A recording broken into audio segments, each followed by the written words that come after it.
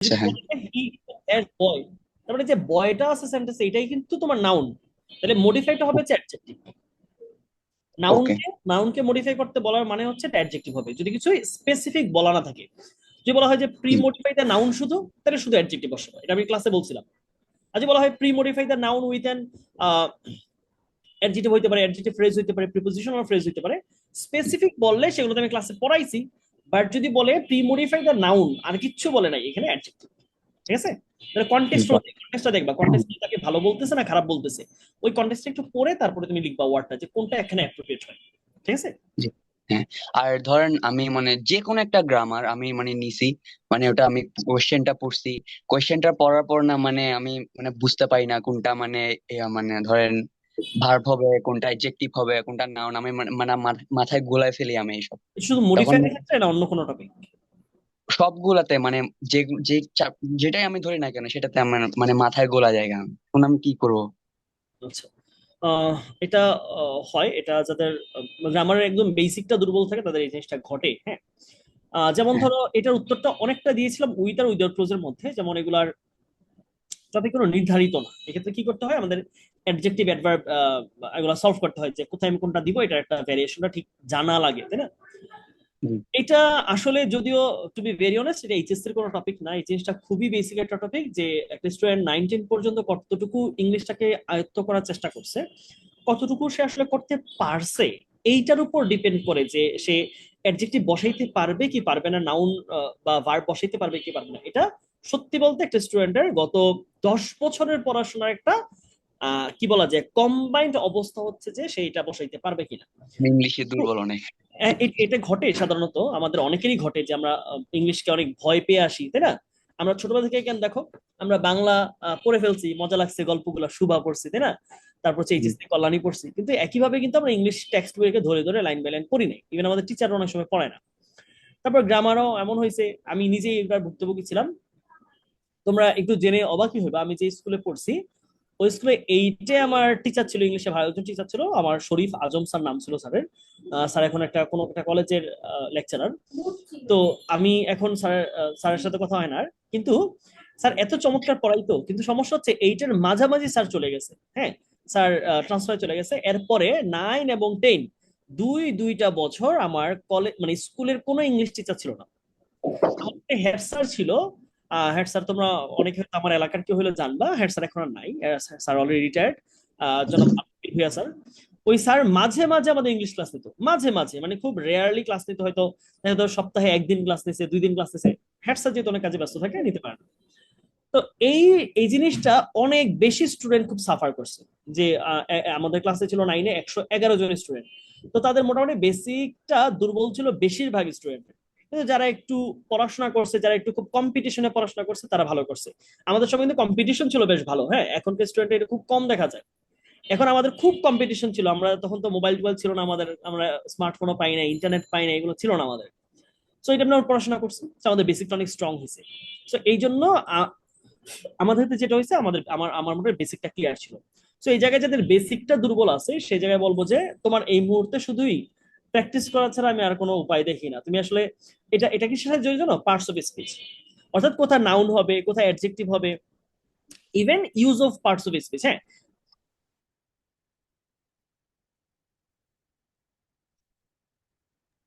Hello. Internet মনে হয় ঝামেলা করতেছে মানিকের। আচ্ছা হ্যাঁ। আপু, আমি একটু মাঝখানে একটা কথা বলতে চাইছিলাম একটু। হ্যাঁ, এখানে যে সিকিউ কিভাবে লিখবে, অ্যাকাউন্টিং একটা প্রশ্ন আসছিল মনে হ্যাঁ, পড়লো। আমি এটা একটু অ্যান্সার দিতে চাচ্ছিলাম। হ্যাঁ, আপু, বলে ফেলো বিষয় যেটা তাহলে। হয়েছে, আমি দুইটা বিষয় না কথা বলবো। একটা হচ্ছে সিকিউ, এমসিকিউ নিয়ে। আচ্ছা, এটা যারা অ্যাকাউন্টিং এ আছে বা যারা কমার্সে আছে সবাই একটু মনোযোগ দিয়ে শুনবেন। সেটা হচ্ছে আমাদের সিকিউ, যেটা এক কথা আমি বলি, CQ is all about of practice. আপনারা সবাই বোর্ড কোশ্চেন সলভ করা শুরু করেন বিসমিল্লাহ বইলা। এখন ভাইয়া কি পড়ছি না পড়ছি এগুলো এখন আর দেখার সময় নেই, হোক সেটা অ্যাকাউন্টিং হোক ম্যানেজমেন্ট। আর দ্বিতীয় কথা হচ্ছে সিকিউ সলভ করতে গিয়ে যদি আপনার কোনো সমস্যার সম্মুখীন হন, আমাদের তো কোশ্চেন মানে ডিসকাশন গ্রুপ আছেই, সেখানে আপনারা লিখবেন। এক নাম্বার কথা। দুই হচ্ছে ভাইয়া এমসিকিউ। আপনারা যদি দেখেন, যদি আপনার প্রিভিয়াস ইয়ারের বোর্ড প্রশ্নগুলো যদি দেখেন, ম্যাক্সিমাম প্রিভিয়াস ইয়ারের বোর্ড কোশ্চেন থেকেই কোশ্চেন টপিক কমন পড়ে, কোশ্চেন কমন না পড়লেও কোশ্চেনের টপিকটা কমন পেরা যায়। যে আমি হয়তো সাপোজ আজকে আমার সমন্বয় থেকে একটা প্রশ্ন আসছে, কিংবা দেখা যাবে আজকে আমার বিকৃত পণ্য ব্যয় থেকে একটা প্রশ্ন আসছে, টপিক কমন পেরা যায় প্রশ্ন কমন না পড়লেও। সো এমসিকিউ বিগত বছরের প্রশ্নগুলা, আর কিছু স্পেসিফিক আছে যেরকম নটরডেম কলেজ, রাজুক, এরপর residential, Dhaka commerce college, Saint Joseph, এরকম কিছু স্পেসিফিক, এরপর মুন্সিগঞ্জে হরগঙ্গা কলেজ, এরপর ওই যে কুমিল্লার যে কি জানি একটা কলেজ আছে, Victoria college, Victoria Victoria college, এই ধরনের কলেজে কোশ্চেন গুলা তোমাদের বোর্ডে কমন আসে। তো এই কোশ্চেন গুলা সিকিউ এমসিকিউ ক্ষেত্রে করবা। আর যদি কেউ এবার জিজ্ঞাসা করেন ভাইয়া আমাকে শিওর শর্ট বলেন যে কোন বোর্ড করলে আমার প্রিপারেশন 100-তে 100, তাহলে আমি দুইটা বোর্ডের নাম বলবো। একটা হচ্ছে বরিশাল বোর্ড, আর একটা হচ্ছে কুমিল্লা বোর্ড। এই দুইটা বোর্ডের কেউ যদি সিকিউ কমপ্লিটলি বুঝা করতে পারেন, আপনাকে মানে অ্যাকাউন্টিং এর সিকিউ থেকে আটকে পারবে না পুরো বাংলাদেশে, আমি এটুকু বলে দিলাম। কারণ বরিশাল বোর্ড এবং কুমিল্লা বোর্ড আমি সিকিউ দেখছি, অনেক ঘুরানো পেঁচানো প্রশ্ন দেয় ওরা। সো এই ঘুরানো পেঁচানো প্রশ্ন যারা পারবে তারা অ্যাকাউন্টিং এ ইজি প্রশ্নগুলো পারবে। গেল। আর লাস্ট যে একটা কথা, ভাইয়া টাইম ম্যানেজ করতে পারি না, এটা অনেকেই পারেন না। এইটা আপনাকে বেশি বেশি করে আসলে ম্যাথ বাসায় করতে হবে। অ্যাকাউন্টিং বা চোখের অঙ্ক বুলাতে না হয় না, ঠিক আছে? অ্যাকাউন্টিং হইতেছে আপনি যত বেশি প্র্যাকটিস করবেন, যত বেশি আপনি লিখবেন, অবশ্যই সিকিউ লিখবেন। এটা একজন প্রশ্ন করছে ভাই সিকিউ কি লিখবো, এখন যে আমি তোমারে বলি ভাইয়া পানি কি চাবায় খাবা না গিল্লা খাবা, এটা কি কোনো মানে হবে? হবে না। পানি অবভিয়াসলি আমি গিলে খাবো, চাবাবো কেন? ঠিক তেমনি সিকিউ হচ্ছে প্র্যাকটিস করার জন্য। সিকিউ আমি প্র্যাকটিস করবো, লিখবো খাতায়। আপনি যত বেশি সিকিউ লিখবেন আপনার হাতের লেখা তত বেশি ফাস্ট, স্মুথ হবে। এবং আরেকটা জিনিস বলে রাখি, অ্যাকাউন্টিং এর ক্ষেত্রে কে জানি একজন প্রশ্ন করলো, দাঁড়ান একটু দেখানি। আহ এই যে মোট মুনাফার উপর 20%, এগুলা ভাইয়া পার্সেন্টেজ অঙ্ক আমি আপনাদের ক্লাসে খুব সুন্দর করে করাইছি। এর বাইরে আর কিছু করার নাই, বলার নাই আসলে। আপনাদের আর্থিক বিবরণী অনেকের সমস্যা আমি দেখছি, এটা থাকবেই। এটা আপনারা যেদিন ইউনিভার্সিটি পাস করবেন সেদিন আর্থিক বিবরণীর সমস্যা থাকবে। ভাই আর্থিক বিবরণী একটা ওয়ান শট ক্লাস নেবে, ফার্স্ট পেপারে পুরো আর্থিক বিবরণী নিয়ে আমি আলোচনা করবো এই ক্লাসে। এবং আমি আপনাদেরকে বলছিলাম ক্লাসটা জুমে হবে, আমাদের হয়তো লাইভ হবে না, জুমে হবে, যাতে আপনারা ডিরেক্ট কোশ্চেন করতে পারেন আনমিউট করে। আমি সেই ব্যবস্থাই করে আপনাদের নিব, টেনশন নেওয়ার কিচ্ছু নাই। ক্লিয়ার? আর সিকিউ লিখবেন অবশ্যই, টাইম ম্যানেজ করা শিখতে হবে। রাজশাহী বোর্ডে প্রশ্ন আহামরি না, মডারেট হয়। আর আনিকা বলছে অ্যাকাউন্টিং এ এমসিকিউ, অ্যাকাউন্টিং এ এমসিকিউ হোক সিকিউ হোক, ফার্স্ট প্রায়োরিটি হচ্ছে বোর্ড, সেকেন্ড প্রায়োরিটি হচ্ছে বোর্ড শেষ হলে কলেজ, কলেজ ফার্স্ট প্রায়োরিটি হচ্ছে বোর্ড, এরপর হচ্ছে কলেজ। তুমি বোর্ড বাদ দিয়ে কলেজ করলে লাভ নেই, এটা ভ্যালুলেস। না না না, বোর্ড আগে অবশ্যই বোর্ড বোর্ড এটা সবার জন্য, আর্টস কমার্স সবার জন্য এটা, হ্যাঁ যে কোনো কিছু, হ্যাঁ তুমি আগে বোর্ডকে তুমি আগে প্রেফারেন্স দিবা। তারপর তুমি আসো যে কলেজগুলো আছে আমাদের, যে বড় বড় কলেজগুলো আছে, যে নাম করা কলেজ যেগুলো বললো, বুলবুল যেগুলো বললো ঢাকার মধ্যে, তাই না, ময়মনসিংহটা বললি, কুমিল্লাটা বললি, তারপর যশোরের, এখানে বিভিন্ন যে যে এলাকার যে নাম করা যে কলেজগুলা, সেগুলাই হতেছে গিয়ে মানে সলভ করতে হবে। আচ্ছা, আপু হাবিব ইস্তিমা আছে, একটা প্রশ্ন হাবিবের কাছে আছে। প্রশ্ন আছে, একজনের বলতেছে, তাহলে তোমরা প্রশ্নটা করো, যেটা হাবিব ভাইয়ের কাছে প্রশ্ন আছে। আমরা সবার প্রশ্নই নিবো আজকে, কোনো সমস্যা নাই, আমাদের টাইমে কোনো আজকে পে নাই। তোমরা বলো, সমস্যা নাই। হাবিব ভাইয়ের কাছে একটা কোশ্চেন আছে, কে জানি বল, নাবিলা বলছে। নাবিলা তুমি তাহলে বলো আচ্ছা, বা আমি চ্যাটে লেখো, হাবিব তো অনেকক্ষণ ধরে আছেই। ওয়েট করতেছিলাম, পোলাপাইন আমারে কেউ কোশ্চেন করে না কেন? পাই গেলাম, হ্যাঁ, দেখি না না, কার এই যে, কোশ্চেন বলো। হ্যাঁ বলো, তুমি এই যে লেখো, চ্যাটে লেখো, বা এই যে জান্নাতুল মাওয়া নাবিলা, তুমি চ্যাটে লেখো, তোমাকে হাবিব ভাইয়া তোমাকে রিপ্লাই দিবে। আমি দেখি ইফতির প্রশ্নটা নেই। তুমি যদি কথা বলতে না চাও তাহলে হচ্ছে গিয়ে তুমি লেখো, তোমাকে হাবিবুল্লাহ ভাইয়া তোমাকে রিপ্লাই দিবে। ইফতি বলো। আসসালামু আলাইকুম হাবিব ভাইয়া। ওই আচ্ছা, হ্যাঁ, নাবিলা, ওয়ালাইকুম বলো বলো, সালাম। নাবিলা বলো নাবিলা বলো, বলো। একটু ওয়েট, দেখি নাবিলা আগে বলে নেই। হ্যাঁ, ও হাবিবের কাছে প্রশ্ন যাচ্ছে, বলো। জি ভাইয়া, ওই যে অ্যাকাউন্টিং হচ্ছে সেকেন্ড পেপারের একটা ফটো দিয়েছে না, যৌথ মূলধনী একটা কোম্পানির, ওই যে যৌথ ওইখানে মূলধনী। অনুমোদিত। হ্যাঁ হ্যাঁ, রাইট, বলো। হ্যাঁ, ওখানে হচ্ছে যৌথ মূলধনী কোম্পানির মধ্যে অনুমোদিত। তারপর হচ্ছে ইস্যুকৃত শেয়ারের যে ম্যাথ গুলো আছে ওইখানে দাবিদার গুলো দিতে গিয়ে মানে রাইট। টাকার অ্যামাউন্ট তো হচ্ছে দিতে পারি না, কতগুলো তো অধিহার আচ্ছা দেওয়া থাকে, কতগুলো তো হচ্ছে আচ্ছা অবহার দেওয়া থাকে, তো এগুলো বের করতে পারি। আচ্ছা আচ্ছা, ওকে। শোনো, এটা মনে রাখার জন্য তোমার যে বেস্ট ওয়ে সেটা হচ্ছে আহ মূলধনের যে পরিমাণটা যতটুকু তুমি মূলধনে স্থানান্তর করবা এই টাকাটা অলওয়েজ ফিক্সড থাকে। ফিক্সড মানে হচ্ছে যতটুক বুক ভ্যালু মানে ফেস ভ্যালু যত টাকা করে সেই টাকাটা অলওয়েজ ফিক্সড থাকে। ফিক্সড থাকে না কোনটা? যদি তোমার যেটা অবহার হয় কিংবা অধিহার হয় সেটা তুমি দেখবা না, সেটা অবহার হোক কিংবা অধিহার হোক কিংবা সমাহার হোক সব ক্ষেত্রে মূলধনের পরিমাণ সেম হয়। ধরো প্রতিটা শেয়ার হচ্ছে ফেস ভ্যালু 10 টাকা করে, সেক্ষেত্রে এটা যদি ইস্যু করে 10% ডিসকাউন্ট, দ্যাট মিনস 10 টাকা 10% কম দামে সেল করছে, দ্যাট মিনস 1 টাকা করে কম দাম হলে 9 টাকা করে সেল করছে। কিন্তু তুমি এখানে মূলধন হিসেবে দেখাবা ঠিকই 10 টাকাই। ঠিক সেম ওয়েতে তোমার যদি এটা 11 টাকা করে সেল করে 10% অধিহারে সেল করে 11 টাকা করে সেল করতেছে, সেই ক্ষেত্রেও তোমার মূলধন থাকবে 10 টাকাই, তাহলে বাকি যে 1 টাকা সেটা হবে তোমার অধিহার। আর 9 টাকা হলে বাকি যে 1 টাকা রয়ে যাচ্ছে বা কম থাকতেছে সেই 1 টাকাটা হচ্ছে অবহার। বুঝছো? তার মানে অধিহার হোক কিংবা অবহার হোক কিংবা সমাহার হোক মূলধনে কোনো চেঞ্জ আসবে না। বেশি হলে সেটা অধিহার, সেটা ক্রেডিট পাশে যায়, কম হলে সেটা অবহার, সেটা ডেবিট পাশে যায়। দ্যাটস ইট, এতটুক জানলে হচ্ছে একদম পারফেক্ট। আর তোমাদের জন্য একটা গুড নিউজ, সেটা হচ্ছে আমি এটা নিয়ে আমার প্ল্যান আছে তোমাদের ওয়ান শট একটা ভিডিও নিয়ে আসার জন্য এই চ্যাপ্টার, যেটা তোমার যৌথ মূলধন কোম্পানির মূলধন রিলেটেড, রাইট? অধিহার অবহার এগুলো নিয়ে বিভিন্ন এমসিকিউ এবং হচ্ছে বোর্ড নিয়ে, বোর্ডের সিকিউ সলভ নিয়ে সবগুলো নিয়ে আমি একটা ওয়ান শট সলিউশন নিয়ে আসার একটা আমার প্ল্যান আছে আর কি। আই হোপ ওটা পাইলে তোমাদের জন্য আরো বেশি বেটার হবে আর কি। নাবিলা, বুঝতে জি পারছো? ভাইয়া বুঝছি। আরেকটা কোয়েশ্চেন,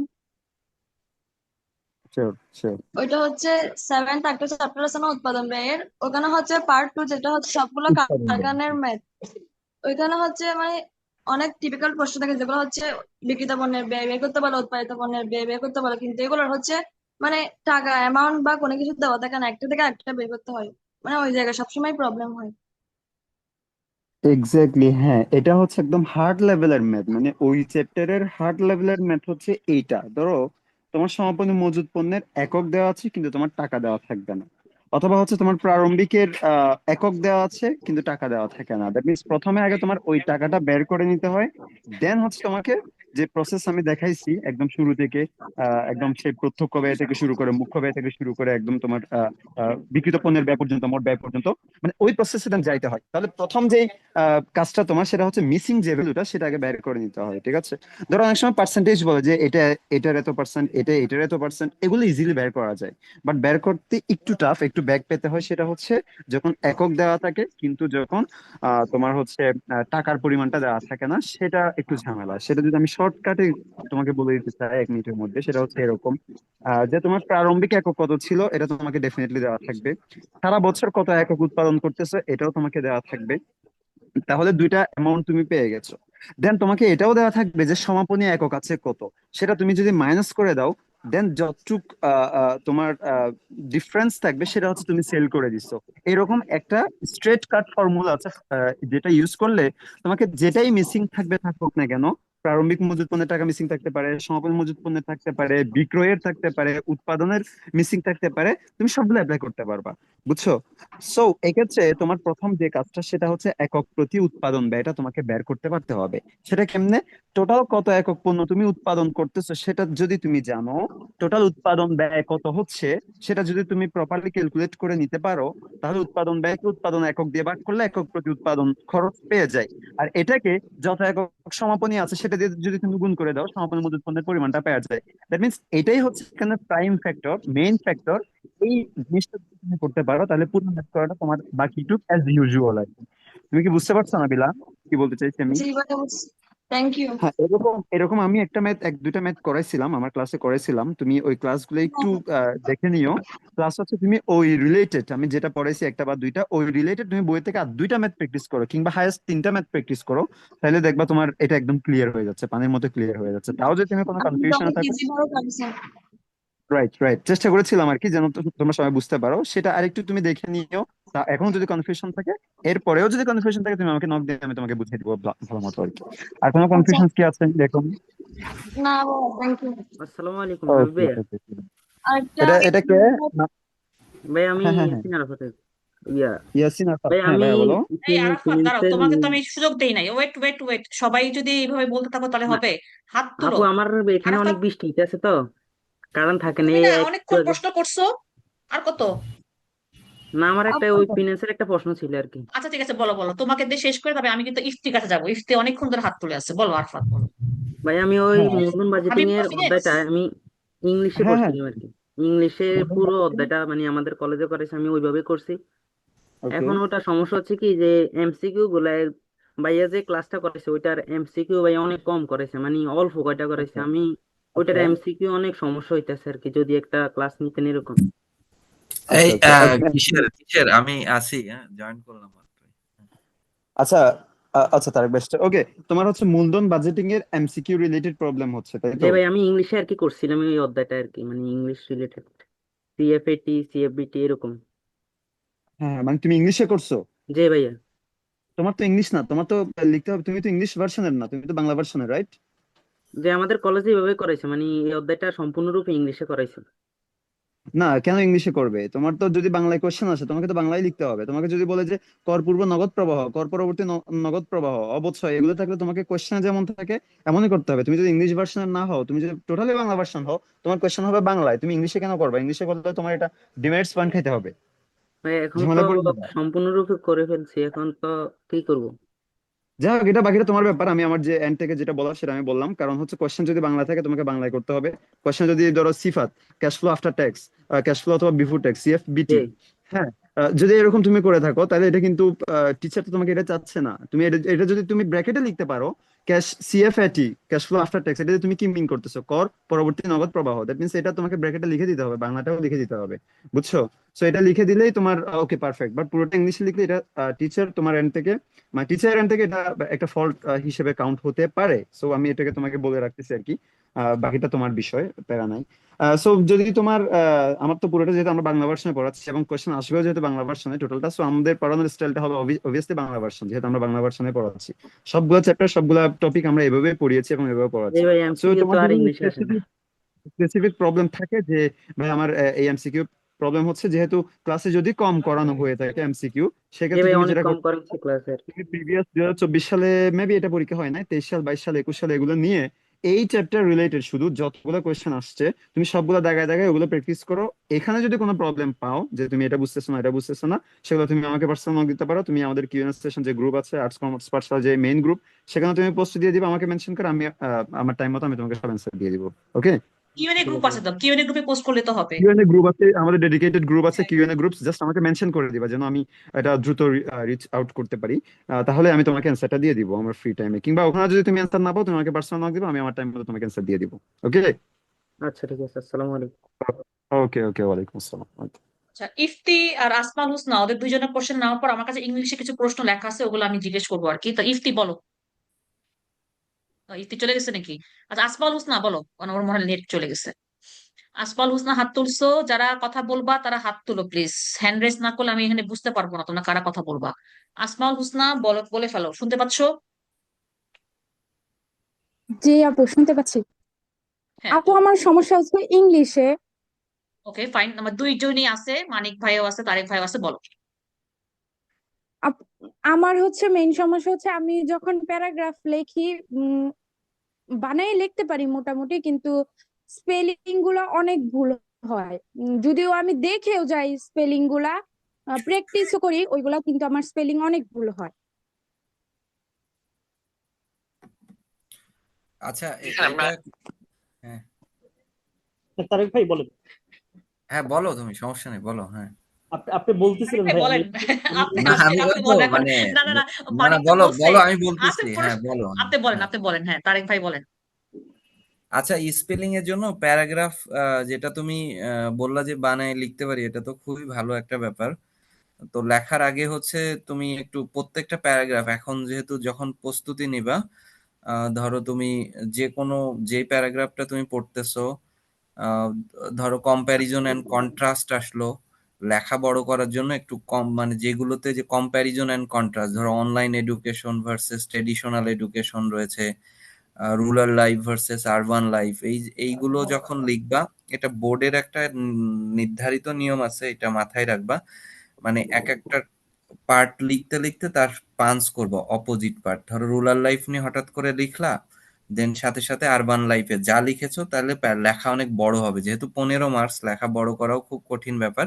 আর তোমার যে বানানের প্রবলেম হলো, লেখাটাকে সাজাই নিবা যে তুমি কি কি লিখতে যাচ্ছ, আজকে থেকে এইভাবে একটু প্রিপারেশন নেওয়া শুরু করো, লেখা ঠিক করে নাও। আর বানানের বিষয় নিয়ে আসলে বাসায় খুব ইম্পর্টেন্ট প্যারাগ্রাফ গুলো আমি তোমাদের মানিক ভাইয়া তো অলরেডি একটা সাজেশন দিছে, ওই প্যারাগ্রাফ গুলো তুমি হচ্ছে রেগুলার লিখতে হবে, এছাড়া বানানের বিষয় নিয়ে খুব ইফেক্টিভ সলিউশন দেওয়া খুব কঠিন। হ্যাঁ, আর জি বানান তুমি দেখবা বানানের জন্য যদি সেই আগের মতো তো ওইভাবে খাতা দেখা হয় না, তোমাকে আমি মানে ভয় পাওয়ার কোনো কারণ নাই যে প্রত্যেক 3 বানানে আগে একটা সময় প্রচলিত কথা ছিল, বা প্রচলিত না, এভাবেই দেখা হতো যে প্রতি 3 বানানে 1 মার্কস কাটা ছিল। এখন আসলে এগুলো দেখানো হয় না। এখন তোমার লেখাগুলো কতটা ইফেক্টিভ হয়েছে, গোছানো, ক্রোনোলজিক্যাল অর্ডার যেটা প্যারাগ্রাফে বলে, কতটা ধারাবাহিক লিখেছো, আগের লেখা আগের লাইনের সাথে পরের লাইনের সম্পর্ক আছে কিনা, এইটা প্যারাগ্রাফে খুব গুরুত্বপূর্ণ। বানান বানান তো অবশ্যই ঠিক রাখতে হবে, তবে তুমি যেটা খুব মেজর প্রবলেম মনে করতেছো ওই রকম না, ওইভাবে মার্কস কাটবে না, ঠিক ভাইয়া, আছে? প্যারাগ্রাফের জন্য কতটুকু লিখতে হবে? এইটা খুব কঠিন কথা। হ্যাঁ, প্যারাগ্রাফের জন্য কম্প্যারিজন এন্ড কন্ট্রাস্ট বড় করা যায়। আমি তোমাকে প্রশ্ন করি, হ্যাঁ, তুমি তো প্রশ্ন করতেছো, ধরো ক্লাইমেট চেঞ্জ আসলো, এটা কোন ধরনের প্যারাগ্রাফ বলো তো? Cause and effect, comparison, contrast, না কজ এন্ড ডেসক্রিপটিভ? ইফেক্ট। তোমার যে 3 ধরনের কজ অ্যান্ড ইফেক্ট, হ্যাঁ, তাহলে কজ অ্যান্ড ইফেক্ট হলে তোমার লেখার মধ্যে যেন 4টা ধাপই থাকে। এটা কি, এর পেছনের কারণ কি, কেন হচ্ছে, বুঝতে পারছো? এটা থাকবে, ফলে কি হচ্ছে, এবং এর থেকে বাঁচার উপায়, মানে যে যেভাবে হয় এই 4টা উপায় ফান্ডামেন্টাল, বাধ্যতামূলক। তুমি কতটুকু লিখেছো, ধরো তুমি খুব দারুণ লিখেছো, 1 পেজ ধরে তার ভূমিকা হয়েছে তোমাকে, অর্থাৎ এই 4টা ধাপ যদি স্পর্শ না হয় তাহলে সেটা প্যারাগ্রাফ হিসাবে অযোগ্য, কজ অ্যান্ড ইফেক্টের ক্ষেত্রে, বুঝতে পারছো? জি ভাইয়া। এটা যেন মাথায় থাকে। আর আমি যেমন লিখতে গেলে যেটা হয়, ধরো আমি আমার কম্প্যারিজন এন্ড কন্ট্রাস্ট, আমার নিজের কথা বলি, যখন নোট টোট করি লেখা বড় হইতে চায় না, কোনোভাবেই হতে চায় না, তখন কয়েক কিছু বই পুস্তক ঘেটে দেখলাম যে মানে লেখা বড় করার উপায় হচ্ছে, তোমার তো সব মুখস্থ থাকবে না, আমার থাকবে না, কারোরই থাকবে না, এটা অসম্ভব ব্যাপার। তো তখন হচ্ছে তুমি ধরো রুরাল লাইফ নিয়ে লিখলা, তার ডেফিনেশন লিখলা, সাথে সাথেই আরবান লাইফ নিয়ে পাঞ্চ করো। রুরাল লাইফের একটা কনসেপ্ট লিখে অন দা আদার হ্যান্ড নিয়ে আবার আরবান লাইফের কনসেপ্টটা নিয়ে তুমি পাঞ্চ করো, তাহলে লেখা বড় হবে এবং ধারাবাহিক থাকবে। আর ধরো 2 ভাবেই লেখা যায় কিন্তু, যারা খুব ভালো লেখে, যেমন আমারও এটা হয় না, আমার হয় না বিধায় আমি তোমাকে বললাম যে আমি টোটাল রুরাল লাইফ লেখা শেষ করে দেন আরবান লাইফ লেখা শুরু করলাম, তখন কি হচ্ছে, খেই হারায় যাই, মানে আগের আগের পোর্শনে তুমি কি লিখেছো সেই লেখাটা মনে থাকে না আমার, যেমন আবার পেজ টেজ উল্টাইতে হয় বারবার যে ওখানে কি লিখলাম। এই জন্য সাথে সাথে লেখার চেষ্টা করো, এটা লেখবা দেন সাথে সাথে এটা লিখবা, তাহলে লেখা বড় হবে। কত পেজ হবে সেটা না, বস্তুনিষ্ঠ লেখা হইলে ভালো মার্কস পাবা, যেহেতু 15 মার্কসের প্যারাগ্রাফ। তবে 280 ওয়ার্ড লেখার চেষ্টা করবা, যদিও 250 ওয়ার্ড লেখা থাকবে, 280-90 ওয়ার্ড লেখার জন্য বেস্ট হবে। তো 280-90 ওয়ার্ড যদি পেজ হিসাবে হয়, আমার লেখা যেমন একটু ছোট ছোট, তো তারপরেও ধরো প্রথম তারপরে এমনি পৃষ্ঠা হিসাবে ধরো 2 পৃষ্ঠা হয়ে যায়, বুঝতে পারছো? 290 ওয়ার্ড যদি তুমি জি লেখো, ভাইয়া, সেটাই বুঝতে পারছি। যথেষ্ট। ভাইয়া, আমার আরেকটা প্রশ্ন আছে ফারিয়া আপুর হ্যাঁ, কাছে। বলবে মানিক ভাই, হ্যাঁ বলো সাজেশন গুলো একটু বলো। ওইগুলো বারবার লেখো, আমি দেখছি সাজেশন গুলো সবগুলো। জি ভাইয়া, বুঝতে পারছি। বলো। আপু, আমার হচ্ছে, যদি আমি আমার বই শেষ হয়েছে আর পাওয়ার প্লে ক্লাসগুলা আমি নিয়মিত, মানে যদিও লাইভ ক্লাস এত করি নাই, কিন্তু আমার রেকর্ড ক্লাস সবগুলা করা হয়েছে। এখন আমার পিডিএফ গুলা পড়া হয় নাই সবগুলা, কিন্তু ওই যে কতগুলা এমসিকিউ আছে দেখছি অক্ষরপত্রে, মানে ওই পিডিএফ এর ওইখানে একটা ইয়া উত্তর, আর একটা হচ্ছে উম, আমার বইয়ে হচ্ছে একটা উত্তর। ওই উত্তরগুলা তো আপু তুমি কি আমাকে করব? ইনবক্সে নক করো, আমি না দেখে তো এখন মানে যে না দেখে তো আমি বলতে পারবো না। হ্যাঁ, অনেক সময় কিন্তু বইতেও অনেক সময় বই মানে বলতে ধরো আমি বলি, ধরো 2টা বই যদি ধরি, এখন তোমাদের কাছে অনেক রাইটারের বই, হ্যাঁ, ধরো আমার কাছে বই আছে অক্ষরপত্র আর তোমাদের মোজাম্মেল স্যারের বই যদি বলি পৌরনীতি, হ্যাঁ। তো হ্যাঁ হ্যাঁ দেখা আপু, যাচ্ছে আমার যে আমি আমারটা মুজাম্মেল স্যারের বই। হ্যাঁ, এই জন্য আর কি। সো আমি তখন দুইটা মিলাই যখন আমি রেডি করছি, তোমাদের যখন পিডিএফটা বানাই, তখন দেখছি যে সাল নিয়ে একটু ডিফারেন্স আছে দুইটা বইতে। তো আমি পরে মানে কনফার্ম করে কিন্তু আমি সালটা দিছি। হ্যাঁ, মোজাম্মেল স্যারের বইতে কিছু কিছু সাল আছে যে একটু উল্টাপাল্টা আছে। তো তোমার যদি কোনো সমস্যা হয় তুমি আমাকে ইনবক্সে নক করো। হ্যাঁ, আর আপু তোমার ছবি দ্বিপদী দিয়ে আমাকে ইনবক্সে যেগুলো নক করো, আছে, আমি তোমাকে রিপ্লাই দিয়ে দিব। আপু দ্বিপদী যে এমসিকিউ গুলো আছে হ্যাঁ, হ্যাঁ। ওইগুলোতে আমার প্রচুর প্রবলেম হচ্ছে। আচ্ছা, ক্লাস করলে তো প্রচুর প্রবলেম গুলো তো সলভ হয়ে যাওয়ার কথা, কারণ আমি কিন্তু ক্লাসে ভাবে পড়াই দিছি। আশা করি তো তুমি এই যে আমাকে আমাকে ইনবক্স করো। হ্যাঁ, কারণ এখন তো তোমাকে আমি এত ডিটেলস এটা বলতে পারবো না, এখানে অনেকেই আছে, তাই না? তুমি আমাকে ইনবক্সে নক আচ্ছা করো। এটা হ্যাঁ, আছে। জি ইনশাল্লাহ। আচ্ছা, তাহলে আসমাউল আপু হোসনার আমার আমার আর মনে হয় প্রশ্ন প্রশ্ন নেই। শেষ। ওকে। আচ্ছা, জি জি। দোলা, ঈশা আক্তার দোলা, আসো, শুনতে পাচ্ছ কি? আমার কাছে ইংলিশে কিন্তু অনেক প্রশ্ন আছে, দুই স্যার আছে আমাদের, বুঝছো? তাদেরকে ধরবো আমি এখন একটু পরে। অনেক প্রশ্ন আমার লিখে রাখছি, অনেকেই যখন প্রথমে ছিল ইংলিশের প্রশ্নগুলো আমি লিখে রাখছি। দোলা, তুমি কি শুনতে পাচ্ছো? তোমার মাইক্রোফোন অন করে কথা বলো। দোলা কি ঘুমাই গেল নাকি? তুমি তো এখানে লিখলা আমি প্রশ্ন করতে চাই, নাহলে কিন্তু আমি পরের জনের কাছে কোশ্চেন নিবো। ইংলিশে একটা প্রশ্ন ছিল, নাবিলা বলো তুমি এখানে, তাহলে কমেন্টে লেখো। তখন করলো না কেন? নাবিলা না প্রশ্ন করতেছিলা?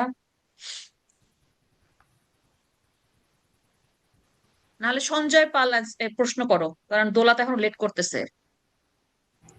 সঞ্জয় পাল, কথা বলো। জি আপু, আপনার আসসালামু আলাইকুম হ্যাঁ আপু, বলো। আপনি কি আমার ওয়ালাইকুম, হ্যাঁ ওয়ালাইকুম আসসালাম, শুনতে পাচ্ছি, বলো। আমার তারেক ভাইয়ের কাছে কয়েকটি প্রশ্ন ছিল, যদি তারেক ভাইয়ের কাছে দেওয়া যেত। হ্যাঁ, হ্যাঁ, হ্যাঁ, বলো বলো, হ্যাঁ। ভাইয়া, মানে আমি আপনাদের সব যে আপনাদের যে ইংরেজি ক্লাসগুলো হয়েছে মানে সবগুলো আমি করেছি। তো যখন আমি প্র্যাকটিস করতে যাই, তখন আমি যখন প্র্যাকটিস করে যখন আনসার মিলাতে যাই, টেস্ট পেপার সলভ করতে যাই, তখন টেস্ট পেপার সাথে হ্যালো আপু। অনেকগুলো উত্তর আমার কাছে মিলে না। তো সেইগুলোর জন্য যদি কিছু পরামর্শ দিতেন যে কি করব। আচ্ছা, যেমন বলো তো, তুমি কোন টেস্ট পেপার ফলো করো এখন? আমি রয়্যালটা ফলো করছি। না না, ভুল রয়্যালের আছে। রয়্যাল আমার কাছে আছে, আমার কাছে। আমি তোমাকে বলি, রয়্যাল বের হয়েছে। রয়্যাল দেখো না, বুঝছো? রয়্যাল বের হয়েছে, তারপরে লেকচার রয়েছে। পাঞ্জেরি, পাঞ্জেরি এবং রয়্যালে সবচেয়ে বেশি ভুল আছে, এটা নির্ভরযোগ্য না। হ্যাঁ, অন্য কোনো নবদূত দেখতে পারো। আমি বুঝছো? রয়্যালটা খুব এখন ফলো করতে কনফিউজিং আছি। হতে আছে এখন তো, আর পরীক্ষারও বেশি সময় নেই। হ্যাঁ, তারপরে বলো তোমার মানে কোন টপিকসে বেশি সমস্যা হয়, মানে এরকম উম, হয়। বিশেষ করে ন্যারেশনে ভাই হুম। বেশি সমস্যা হয়। আচ্ছা, ন্যারেশনে আমি তোমাকে বলি, ন্যারেশনে হচ্ছে রিপোর্টেড ভার্ব আর হ্যালো রিপোর্টেড ভাইয়া। স্পিচের যে দুইটা পার্ট আছে। হ্যাঁ, শুনতেছি। আমরা সঞ্জয়ের সাথে একটু কথা বলতেছি, তারপর বলছি। বুঝছো, ন্যারেশনে নির্ভয়ে লিখবা। ন্যারেশনে নানাভাবে লেখা যেতে পারে, বুঝতে পারছো? ন্যারেশন, তারপর ট্রান্সফরমেশন তো নেই, বাট এই দুইটা কনসেপ্ট নানাভাবে লেখা যেতে পারে তোমার মতো করে। সেটার যদি স্পিচের যে অর্থাৎ পার্সনগত ব্যাপারগুলো আর টেন্সগত ঠিক থাকলেই হবে। তোমার মতো করে লিখবা। এখানে প্যাসেজ ন্যারেশন, তুমি কিন্তু প্যারাগ্রাফ লিখতেছো, বুঝতে হবে। তুমি কিন্তু সিঙ্গেল সিঙ্গেল একটা পার্ট এমসিকিউ সলভ করতেছো না। তুমি এক একটা করে লিখতেছো না একটা বাক্যে, তুমি একটা প্যারাগ্রাফ লিখতেছো। তো পুরো প্যারাগ্রাফের আলোকে ভাষাগত ঠিক থাকলে তুমি মার্কস পাবা। এটাই নিয়ম। আর ভাই, আমার প্যারাগ্রাফের দুইটা আর ভাই আমার প্যারাগ্রাফের দুইটা নিয়মের সমস্যা হয়। একটা হলো কম্পারিজন এন্ড কন্ট্রাস্ট। মানে আমরা হুম, এসএসসি পরীক্ষার সময় তো মানে প্যারাগ্রাফের সাথে তো ভাই কোয়েশ্চেন ছিল, মানে 4-5টা কোয়েশ্চেন হুম, ছিল। হ্যাঁ, হ্যাঁ, যার ফলে হ্যাঁ। আমরা কোয়েশ্চেন থেকে আনসার করতে পেরেছি।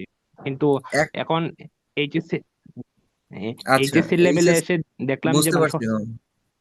এখন তো এটা থাকবে, এইচএসসি লেভেলে সেটা নাই। মানে ওখানে তুমি লেখার সোর্স গুলো তুমি পেতে, মানে কগনেট উদ্দীপক গুলো এক টাইপসের দেয়া থাকতো যে এই যে এই বিষয় নিয়ে লিখতে হচ্ছে, তাই না?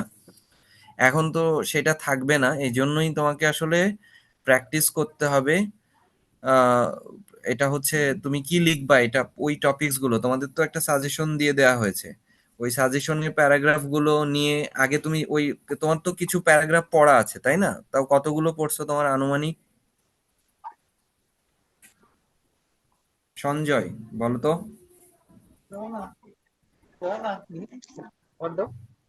সঞ্জয়, কথা শুনছো?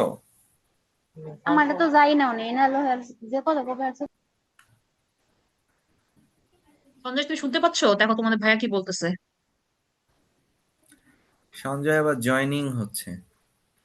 আচ্ছা, ওই যে আপু, আপনি ইয়ে করেন, ওই যে দোলা বারবার মেসেজ দিচ্ছিল। দোলা, বলো শুনতে পাচ্ছো কি? হ্যাঁ, সঞ্জয় আমার নেট চলে গেছে। দোলা, তুমি কি শুনতে পাচ্ছো? আজকে আসলে বৃষ্টি তো সব জায়গায় একটু। হ্যাঁ হ্যাঁ হ্যাঁ, সব জায়গায় প্রবলেম হ্যাঁ হচ্ছে। হ্যাঁ, খুবই, আমারই তো মানে খুব বাজে অবস্থা। আসসালামু দোলা, আলাইকুম শুনতে আপু। পাচ্ছো? জি শুনতে পাচ্ছি। আচ্ছা, ঠিক। হ্যাঁ, বলো, কুইক বলো। এখানে অনেক প্রশ্ন ইংলিশে আছে, আমি লিখে রাখতেছি, ওই যে চ্যাটে আসতেছে। বলো তোমার কোশ্চেন, বলে ফেলো। ইংরেজিতে আমার ডিরেক্ট নেট স্পিচ প্রবলেম আসলে আছে কি করব? হ্যাঁ, বলো। আপু। হ্যাঁ, বলো, শুনতে পাচ্ছি। আমার নেরেশন নিয়ে প্রবলেম আছে। কি নিয়ে? ন্যারেশন? হ্যাঁ। আচ্ছা, ন্যারেশন নিয়ে অনেকেই বলছে। সো ন্যারেশন নিয়ে যদি কেউ মানে মানিক হ্যাঁ মানিক, মানিক আর তারিক হ্যাঁ ভাই যদি মানিক কেউ বলেন। বলো, হ্যাঁ আছি মানিক, আমরা। বলো তাহলে। হ্যাঁ, ন্যারেশন নিয়ে অনেকেই বলছে আর কি। সো আমি, ন্যারেশনটা আমার ছিল আর কি প্রশ্নে। সো আচ্ছা, ন্যারেশন নিয়ে যদি কিছু বলো। প্রশ্নটা একটু বলো যে স্পেসিফিক তোমার প্রবলেমটা কি সেটা একটু বলো। ওরা অল ওভার বলতেছে যে না, বলতেছে ডিরেক্ট স্পিচ আসলে সরাসরি কি করব এরকম, বা ন্যারেশন নিয়ে ওদের প্রবলেম আর কি। আচ্ছা, বুঝতে পারছি। ন্যারেশনের প্যাসিভ ন্যারেশন তারেক ভাই যেটা বললো সেটার সাথে আমি একমত। সেটা হচ্ছে আমরা যখন 9-10-এ সেন্টেন্স ন্যারেশন করতাম, সেন্টেন্স ন্যারেশনের ক্ষেত্রে অ্যান্সারটা হচ্ছে স্পেসিফিক ছিল, অর্থাৎ একটাই উত্তর হবে, এটাকে আসলে খুব বেশি ডিফার করার সুযোগ থাকে না। কিন্তু প্যাসেজ ন্যারেশনের ক্ষেত্রে কিন্তু ব্যাপারটা আলাদা। হ্যাঁ, আমরা অনেক জায়গায় দেখি যে অনেক বইয়ের মধ্যে আদারওয়াইজ, তারপর হচ্ছে বাট, এরকম কিছু জিনিস বাদ দিচ্ছে, আবার প্রয়োজন মতো কিছু জিনিস ক্যাপ করা যায়। হ্যাঁ, এটা হচ্ছে প্যাসেজ ন্যারেশনের সবচেয়ে বড় পজিটিভ জায়গাটা আমি বলবো আর কি। এখানে আসলে ক্রিয়েটিভ লেখার সুযোগ আছে, এইটা ইভেন কানেক্টরেও।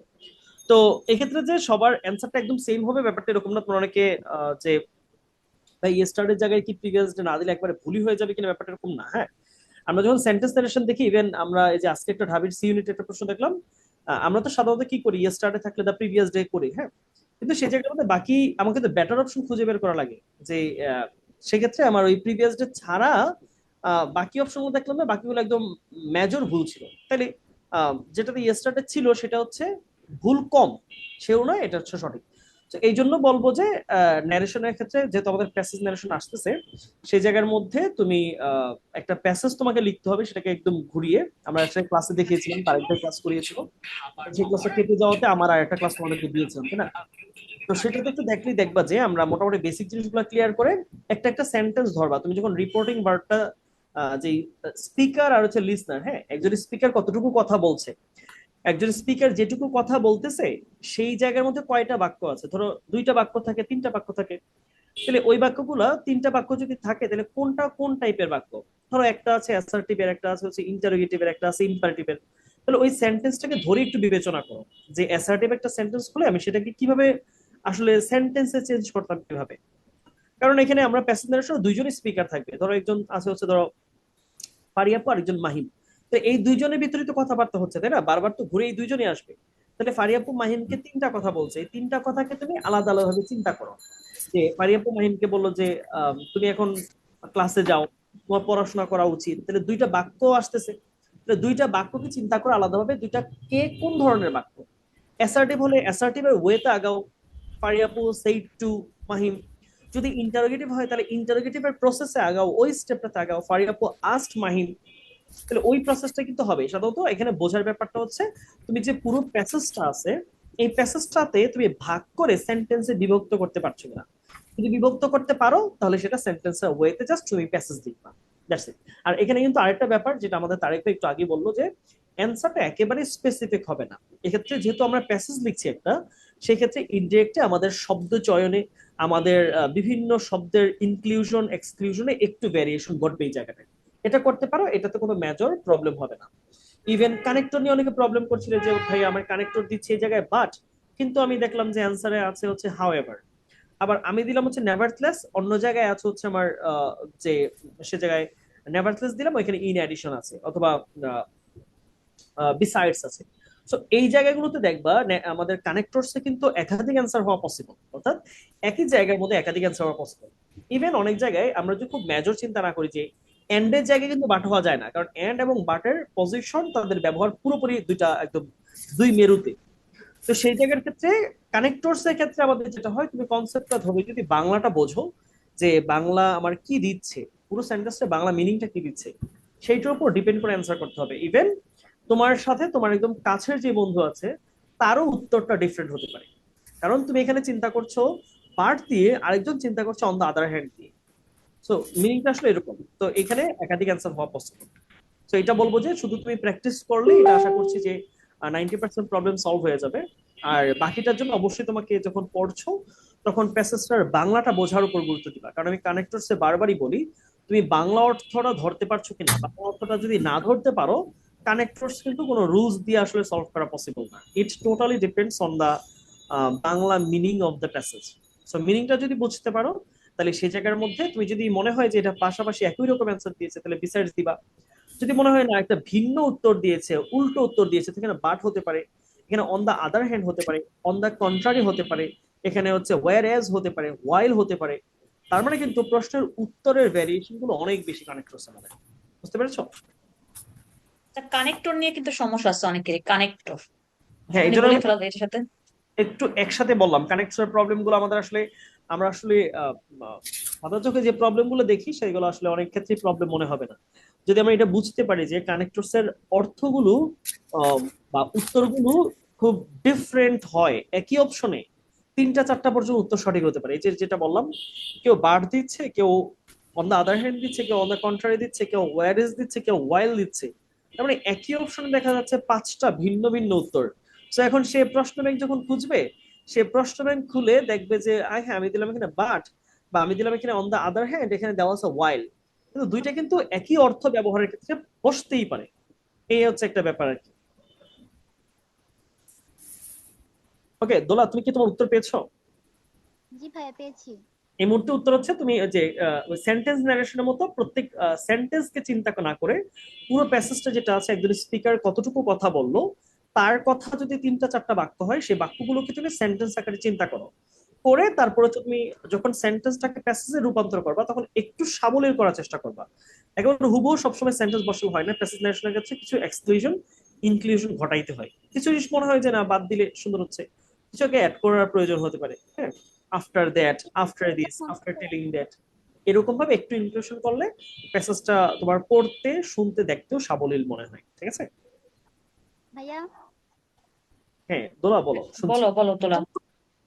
কখন হচ্ছে পাস্ট টেন্স হবে আর কখন প্রেজেন্ট টেন্স হবে এটা বুঝতে সমস্যা হয়। অনেকগুলো জায়গা আছে, যেমন ধরো আমাদের সাধারণত রুলস গুলো যখন পড়িয়েছিলাম তোমাদের বলেছিলাম যে যখন আমাদের রিপোর্টিং ভার্বটার উপর ডিপেন্ড করছে। হ্যাঁ, দুইটা জায়গায়, একটা হচ্ছে রিপোর্টিং ভার্বের উপর ডিপেন্ড করতেছে যে তোমার রিপোর্টিং ভার্বটা যদি পাস্টে হয়, আর আমাদের রিপোর্টেড স্পিচটা যদি কোনোভাবেই কি না হয়, কোনোভাবেই যদি সেটা ইউনিভার্সাল ট্রুথ না হয়, তাহলে মোটামুটি টেন্সটা আমাদের পাস্টে রূপান্তর হবে। হ্যাঁ, যেমন আমি যদি বললাম যে আই সেইড টু হিম, হ্যাঁ আই সেইড টু হিম তার মানে পাস্ট, গো অ্যাওয়ে, এখান থেকে চলে যাও। তাহলে আমি ইচ্ছে একজন, বা গো অ্যাওয়ে বলো তো ইম্পারেটিভ, টেন্স চেঞ্জ হবে না, বললাম যে you are a good student. হ্যাঁ, I said to him you are a good student. দেখো ইউ আর এটা প্রেজেন্ট টেন্সে আছে না? দোলা আমার কথা বুঝতে পারতেছো? জি ভাইয়া বুঝছি। আচ্ছা, আর ওই যে রিপোর্টিং ভার্বটা কি ছিল, সেইড, সেইড কিসে ছিল? পাস্ট টেন্সে না? তার মানে ইউ আর এই প্রেজেন্ট টেন্সটা কিন্তু চেঞ্জ হয়ে যাবে, পাস্ট টেন্সে যাবে। হ্যাঁ, তাহলে কি হবে তখন? যে I said to him he was a good student. Okay, এরকম। কিন্তু যদি কনসেপ্ট এইরকম যে I said to him the earth moves round the sun, হ্যাঁ পৃথিবী সূর্যের চারদিকে ঘুরে, এটা কিন্তু সত্য কথা। এক্ষেত্রে রিপোর্টিং ভার্ব পাস্ট হলেও আমার রিপোর্টেড স্পিচটা টেন্স চেঞ্জ হবে না। সো এটাই হচ্ছে ভুলে যায় ভাইয়া। বুঝতে বুঝতে পেরেছো আমার কথাটা? হ্যাঁ সাধারণত আমাদের যদি রিপোর্টিং ভার্বটা পাস্টে থাকে তাহলে টেন্সটা চেঞ্জ হয়। হ্যাঁ, ও হচ্ছে টেন্সর ক্লিয়ার, কিন্তু ও হচ্ছে মনে রাখতে পারে না, এটা তো কঠিন। এটা এটা আসলে সমাধান দোলা আসলে হচ্ছে তোমার পড়ার উপর নির্ভর করবে, হ্যাঁ, মনে রাখতে পারে না। বেশি প্র্যাকটিস দোলা, করবে। তুমি যাই হোক, তুমি অনেক সচেতন, তুমি এটা তোমার যে যে সকল স্টুডেন্ট তার প্রবলেম বুঝতে পারে তারা আসলে ভালো ভালো থাকে। হ্যাঁ, সমস্যা নেই, ভয় পাওয়ার কিছু নাই।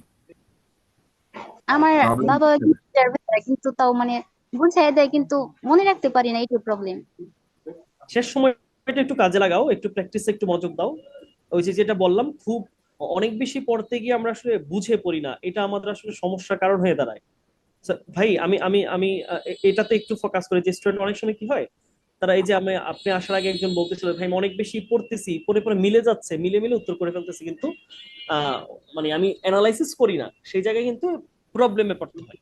এই জায়গাটা করবা, যেটুকু প্রবলেম সলভ করছো খুব অ্যানালিটিক্যাল করার চেষ্টা করবা, ঠিক আছে? মানে মানে অর্থাৎ তুমি জিনিসটা বুঝে সলভ করছো, এটার জন্য তুমি এনশিওর করো। ভাই আমার লেখা অনেক স্লো, আচ্ছা, মানে এটা আসলে তোমার তোমার উপর নির্ভর করে, এটা তো আসলে কোনো প্রবলেম না।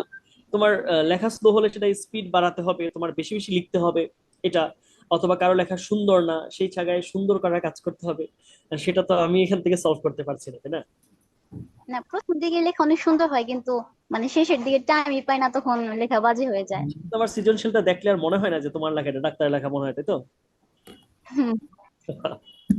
আচ্ছা, আর যারা আছো ওভারঅল সবাই একটু অন্য সাবজেক্টের দিচ্ছ, মানে সবাই বলো তো ইংরেজির প্রস্তুতি এখন কিভাবে নিচ্ছ, কিভাবে তারেক নিচ্ছ, ভাই মানে একটু ওই যে বুলবুল নাকি বের হয়ে যাবে, বুলবুল ওকে কিছু ওকে, বলবে, বুলবুলকে আমি ছেড়ে হ্যাঁ দিই হ্যাঁ। তাহলে। বুলবুল বল বল বল। আচ্ছা, আমি 2-3টা প্রশ্ন একত্রে সবার জন্য বলতেছি যারা অ্যাকাউন্টিং এ আছে। প্রথম কথা হচ্ছে, মানে প্রথম যেটা হইতেছে, অনেকেই বলতেছে ভাইয়া আর্থিক বিবরণীতে সমস্যা হইতেছে। ভাইয়া আর্থিক বিবরণীতে সমস্যা হবেই, এইটু মাথায় রাখো আগে। আর্থিক বিবরণীতে সমস্যা হবে এটা মাথায় রেখে আর্থিক বিবরণী করতে হবে। তোমার আর্থিক বিবরণী তুমি প্রথম ধাক্কায় পাইরা যাবা এই চিন্তা করে আর্থিক বিবরণী সলভ করতে পারবা না। সো এটা মাথায় রেখা ভাইয়ার যে রুলস গুলো দিছে সেই রুলস গুলা মেনটেন কইরা তোমরা করা শুরু করো। ইনশাল্লাহ তোমাদের অ্যাকাউন্টিং নিয়ে আর্থিক বিবরণী কোনো সমস্যা থাকবে না। আর আমি আরেকটা কথাও বলছি যে আমি ইনশাল্লাহ তোমাদের জুম ক্লাসে, লাইভ ক্লাস না, জুম ক্লাসে তোমাদের আর্থিক বিবরণী একটা ওয়ান শট ক্লাস নিব ভাইয়া। সো তো ওইখানে ইনশাল্লাহ যাবতীয় খুঁটিনাটি সমস্ত কিছু না ভাইয়া আলোচনা করবো ডিটেলসে, প্যারানোর কিছু নাই। ঠিক আছে, প্রথম। 2 নম্বর হচ্ছে ভাইয়া বোর্ড কোশ্চেনের যথেষ্ট কিনা। না ভাইয়া, বোর্ড কোশ্চেন হচ্ছে ফার্স্ট প্রায়োরিটি। যথেষ্ট হচ্ছে যখন তুমি বোর্ড এবং বিভিন্ন কলেজগুলো শেষ করবা, তখন হচ্ছে যথেষ্ট।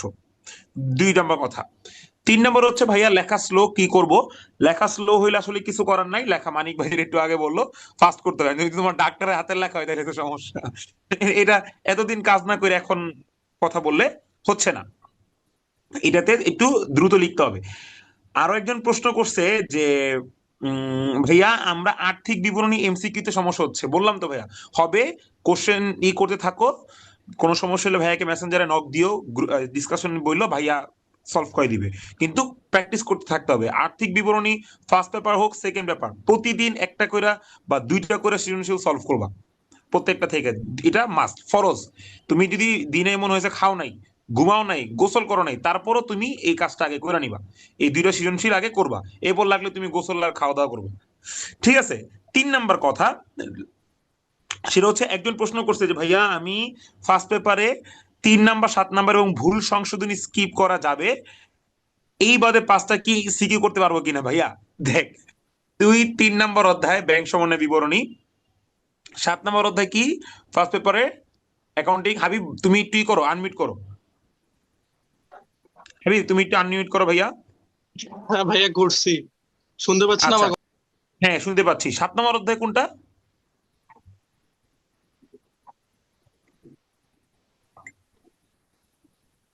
হ্যালো, রেওয়ামির ভাইয়া। Hello hello. রেহামির। না না, 7 নম্বর অধ্যায় কার্যপত্র ভাইয়া। কার্যপত্র, প্রথম কথা হচ্ছে আমি প্রথম দিন ক্লাসে ঢুকে বলছি কার্যপত্র স্কিপ করো। প্রথম দিন ক্লাসে ঢুকে আমি কথা বলছি কার্যপত্র তো মানে ম্যাক্সিমাম স্টুডেন্ট স্কিপ করে যায়। কার্যপত্র থেকে অনেকেই কোশ্চেন করতে পারে না, অ্যান্সার করতে পারে না, কার্যপত্র নিয়ে প্রেশার নিয়ে লাভ নাই। কিন্তু তুমি যদি ব্যাংক সমন্বয় বিবরণী স্কিপ করো, কার্যপত্র স্কিপ করো, তাহলে এটা একটু কনসার্নিং। তখন তুমি 5টা সৃজনশীল দাগাইতে পারবে কিনা আই হ্যাভ ডাউটস। কারণ প্রথম অধ্যায় থেকে একটা, দ্বিতীয় অধ্যায় থেকে 2টা, তুমি এখানে হলো 3টা, এরপর তোমার রেয়ামিল থেকে একটা, 4টা। এখন রেয়ামিল থেকে যদি ভুল সংশোধনী দিয়ে দেয়, তুমি এটাও স্কিপ করতে যাচ্ছ, সম্ভব না। সো একটু টাফ হয়ে যাবে তোমার জন্য। আমি বলবো কার্যপত্র স্কিপ করো। কার্যপত্র তো ইজি, বাট কার্যপত্র স্কিপ করো, ব্যাংক সমন্বয় বিবরণী স্কিপ করো না। এটা দেখা যাও যাতে অ্যান্সার করতে পারো। যদি তোমার রেওয়া মিলে শুধুমাত্র মানে গাণিতিক শুদ্ধতা যাচাই রেওয়া মিল চায় তাইলে তো তোমাদের জন্য ভালো, তাইলে তো আর কোনো কথাই নাই। কিন্তু যদি না চায় তাহলে একটু প্যারায় পড়ে যেতে হবে। ক্লিয়ার? আর আরেকটাও তুমি প্রশ্ন আর যেটা হচ্ছে ভাই, আমি সবার জন্য ওভারঅল বলে দিই, আকিবাও আমাকে সেম প্রশ্ন করছে সেকেন্ড পেপারের ক্ষেত্রে। আমি বলি ভাইয়া কোন কোন অধ্যায় স্কিপ করবেন, কোন কোন অধ্যায় স্কিপ করবেন না। প্রথম কথা হচ্ছে প্রথম পত্রের ক্ষেত্রে আপনার স্কিপ করার মতো হচ্ছে কার্যপত্র। আপনি যদি ব্যাংক সমন্বয় বিবরণী স্কিপ করেন আপনার তো টানা পড়া লেগে যেতে পারে পাস করা নিয়ে, A+ না, পাস করা নিয়ে তো টানা পড়া লাগতে পারে। আমি একটা জিনিস আপনাকে বারবার বলছি, আর্থিক বিবরণী থেকে 2টা মাস্ট, প্রথম অধ্যায় থেকে একটা, দ্বিতীয় অধ্যায় থেকে 2টা, 3টা গেল। তাহলে 3 আর 2 কত, 5। আর 2টা সৃজনশীল, 2টা সৃজনশীলের মধ্যে একটা আসবে রেওয়ামিল থেকে, একটা আসবে অবচয়। এখন আপনি অবচয় কতটুকু পারেন কিংবা আপনি ব্যাংক সমন্বয় বিবরণী কতটুকু পারেন এটা আপনি ভালো জানেন। So, আমি একটা জিনিস বলবো, ব্যাংক সমন্বয় বিবরণী স্কিপ না করাটাই শ্রেয়। ক্লিয়ার? আচ্ছা, আরেকটাই আসছে দেখ বুলবুল, হিসাব বিজ্ঞান প্রথম পত্রে সপ্তম অধ্যায় দৃশ্যমান অদৃশ্যমান সম্পদের হিসাব রক্ষণ অধ্যায়টা স্কিপ করা আরে যাবে? বাবা, তো আমি একটা কথা কই, আমি বলি, হাবিবুর রহমান ক্লিয়ার? হাবিবুর, আর যদি তুমি খুব বেশি রিস্ক, তুমি যদি এমন করো যে ভাই আমি রিস্ক ফ্রি খেলবো বা আমি রিস্ক নিয়ে খেলবো, স্কিপ করতে পারো। তুমি ব্যাংক সমন্বয় বিবরণী বাদ দিয়ে কার্যপত্র বাদ দিও, 5টা আরাম সেন্সার করতে পারবা। কিন্তু একটু রিস্ক হয়ে যাবে। তুমি রিস্ক নিয়ে খেলতে চাইলে খেলতে পারো, আমার আপত্তি নেই। আর আমি বলি নাবিলা, একটা কাজ কর, তুই সবগুলো অধ্যায় স্কিপ কর। তুই খালি প্রথম অধ্যায়, দ্বিতীয় অধ্যায় আর পড়বি, কি জানি বলে, রেহামিল পড়বি, আর বাকি সব স্কিপ কর। অবচয় স্কিপ করা, আকিবা উত্তর দিচ্ছি তোমারটা, ধরো অবচয় স্কিপ করাটা ভাইয়া আমার মনে হয় না ভালো ডিসিশন। কারণ অবচয় আর ব্যাংক সমন্বয় বিবরণী 2টা টান টান উত্তেজনার খেলা। সো এই 2টা থেকে তোমাকে একটা অমনি প্রপারলি মেনটেন করে খেলতে হবে। সো আমি বলবো যে স্কিপ করো না। কিন্তু তোমার যদি সমস্যা থাকে, এখন সমস্যার সমাধান করার উপায় নেই। এখন নতুন শিখে যেই কাজটা করবা সেটা হইতেছে, যে অধ্যায়গুলো ভালো পারো সেই অধ্যায়গুলো বেশি ফোকাস দিবা, যাতে ওই অধ্যায় থেকে কোনোভাবেই সিকিউ মিস না যায়। এটা খুব সিম্পল। এখন নতুন করে শেখার চেয়ে পুরাতন গুলা দ্রুত ঝালাই করো, নতুন শিক্ষা কুল পাবা না। আর অবচয় যদি নিতান্তই শিখতে মন চায়, ভাইয়ারে মেসেজ দিও, ভাইয়া বাকিরা বইলা দিবেন কেমনি কি করবা। আর স্কিপ এই বললাম তো, এখন তুমি বলো যদি মেসেজ দিবে কেন? আরিফ মেসেজ দিবে কেন এখন বলো, ও সব আচ্ছা, সমস্যার সমাধান করে দাও। না মানে না না, মেসেজ দিয়ে বলতে যদি অপচয় ওরা কিভাবে শর্টকাট করবে সেটা যদি জানতে চায়, তা সেটা আমি বললাম ভাইয়া, যে স্যার বললাম যে ওটা ওটা আছে আমার। তোমার আমার অবচয়ের ক্লাস তো মনে হয় হাইব ভাই নিছিল। হ্যাঁ, হাইব ভাই নিছিল অবচয়ের ক্লাস, ভাইও নিছিল, সরি আমি নিছিলাম অবচয়। সো অবচয় আমার ক্লাসটা দেখলে, পিডিএফটা দেখলে হয়ে যাবে। অবচয় না, টেনশন করার কিছু না। অবচয় হাইব ভাইও নিছে, বুলুল ভাইও নিছে। আমার ক্লাস দেখো, হাইব ভাইয়ের ক্লাস দেখো, সেম, কোনো প্যারা নাই। আমি একটু শর্টকাটে করাইছি, খুবই স্মুথলি। তুমি আমারটা দেখলে হয়তো হাইব ভাই একটু ডিটেলস করাইছেন, বা আমারটা দেখলে আমি আশা করি তোমার এই শর্টকাট প্রিপারেশনটা হয়ে যাবে, প্রেশার নেওয়ার কিছু নাই। আর আকিবা যে কথা বলছে যে ভাইয়া 7 নম্বর অধ্যায় স্কিপ করা যাবে কিনা, আকিবা দ্বিতীয় পত্রে উৎপাদন ব্যয় বিবরণী তখনই স্কিপ করবা যখন তুমি অংশীদারি ভালো মতো পারবা। অংশীদার থেকে 2 ধরনের প্রশ্ন আসে, একটা হচ্ছে পরিবর্তনশীল, একটা হচ্ছে চলতি হিসাব। তো আর উৎপাদন ব্যয় বিবরণী থেকেও 2টা প্রশ্ন আসে, একটা হচ্ছে বেতন ও মজুরি, আর একটা হচ্ছে উৎপাদন। সো তুমি যদি বেতন ও মজুরি উৎপাদন 2টাই স্কিপ করতে চাও, তাহলে মেক শিওর তুমি অংশীদারির 2টাই পারো। যদি 2টাই পারো তাহলে স্কিপ করো, নাহলে স্কিপ করো না। উৎপাদন ব্যয় বিবরণী সোজা। ভাইয়া ক্লাসগুলো দেখো, আমি বুঝলাম না, আমি যেমনে ছক তোমাদের দেখাই, আমি বলছি ভাইয়া গতে এটা আসবে, এটাই আসবে, খতে এটা বলছি এটাই আসবে, গতে যা বলবো তাই আসবে। এরপর তাহলে কেন তোমরা স্কিপ করবা? তাই না? দরকার নাই। যদি স্কিপ করতে চাও, মেক শিওর অংশীদারি তোমার করা আছে। ভাইয়া আমি ভুল সংশোধনী যদি ক্লিয়ার করি এখন, না না না না, ভুল সংশোধনী তো ভাই কোনো সলিউশন না। ভুল সংশোধনী তুমি ক্লিয়ার করবা তোমার বেসিকের জন্য, ভুল সংশোধনী থেকে আসবেই, এটা কিন্তু 20%ও গ্যারান্টি নেই। সো ভুল সংশোধনী নিয়ে তুমি মাথা ঘামাও না। কিন্তু আমি বলবো তুমি 3 আর 7-এর মধ্যে 7তে স্কিপ করো, 3টা আইডিয়া নিয়ে যাও, 3 থেকে সিকিউ আসবে অনেক, অর্থাৎ ব্যাংক সমন্বয় বিবরণী থেকে এমসিকিউ আসবে অনেক। আপু আমার আকিয়া একটু বলছে ভাইয়ের সাথে কথা ছিল। আচ্ছা, দাঁড়া আমরা একটু ইফতিক আসলে বুলবুলকে ছেড়ে দেই, তারপর আমরা ইফতির কাছে আসবো। বুলবুল আর কিছু আছে তোর? দাঁড়ান, আকিবা সেকেন্ড অধ্যায় ভালো মতো পারি। আকিবা তুমি যদি সেকেন্ড অধ্যায় ভালো মতো পারো, তোমাকে আমার লাল সালাম, তুমি 7 নম্বর হতে স্কিপ করো, আমার কোনো আপত্তি নেই। আচ্ছা, আর আরেকটা হচ্ছে বুলবুল ভাই, প্র্যাকটিস ভালো করে করি নাই এখন পর্যন্ত, এখন নার্ভাস লাগতেছে। প্র্যাকটিস করো, সময় আছে তো, প্র্যাকটিস করো। করি নাই তাতে তো কোনো সলিউশন নাই। প্র্যাকটিস করো। আর এরপর আমি একটু হব, আমি হয়তো থাকবো না। কারোর যদি কোনো সমস্যা থাকে ডিসকাশন গ্রুপে জিজ্ঞাসা করো, আমাকে মেসেজ দিয়ে জিজ্ঞাসা করো, ফিল ফ্রি, কোনো আপত্তি নাই। আর যদি আমি রাস্তায় জয়েন হতে পারি, আমি জয়েন হয়ে ফেলবো। আর কারো কোনো প্রশ্ন নাই? আপু, বিশেষ আপাতত ধন্যবাদ নাই। আপনাকে। ভাইয়া আমি একটু ওকে, কোশ্চেন ইফতি কি ও, আছে। কমার্সের? বুলবুল ভাইয়ের কাছে একটা কোশ্চেন ছিল। বুলবুল তোমাকে কোশ্চেন করবে। ইফতি, ইফতি ইফতি, ইফতি শিওর, কমার্সের। Sure, sure.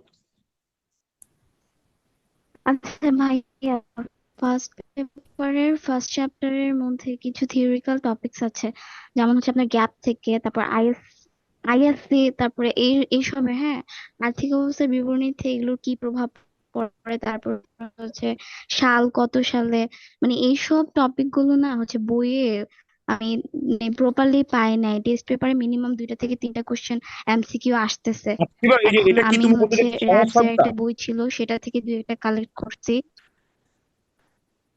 আকিবা, জি আমি ভাইয়া, তোমাকে বুঝলাম। ইন্টারাপ্ট করি, সংস্থাগুলা, হিসাব বিজ্ঞানের সংস্থাগুলা,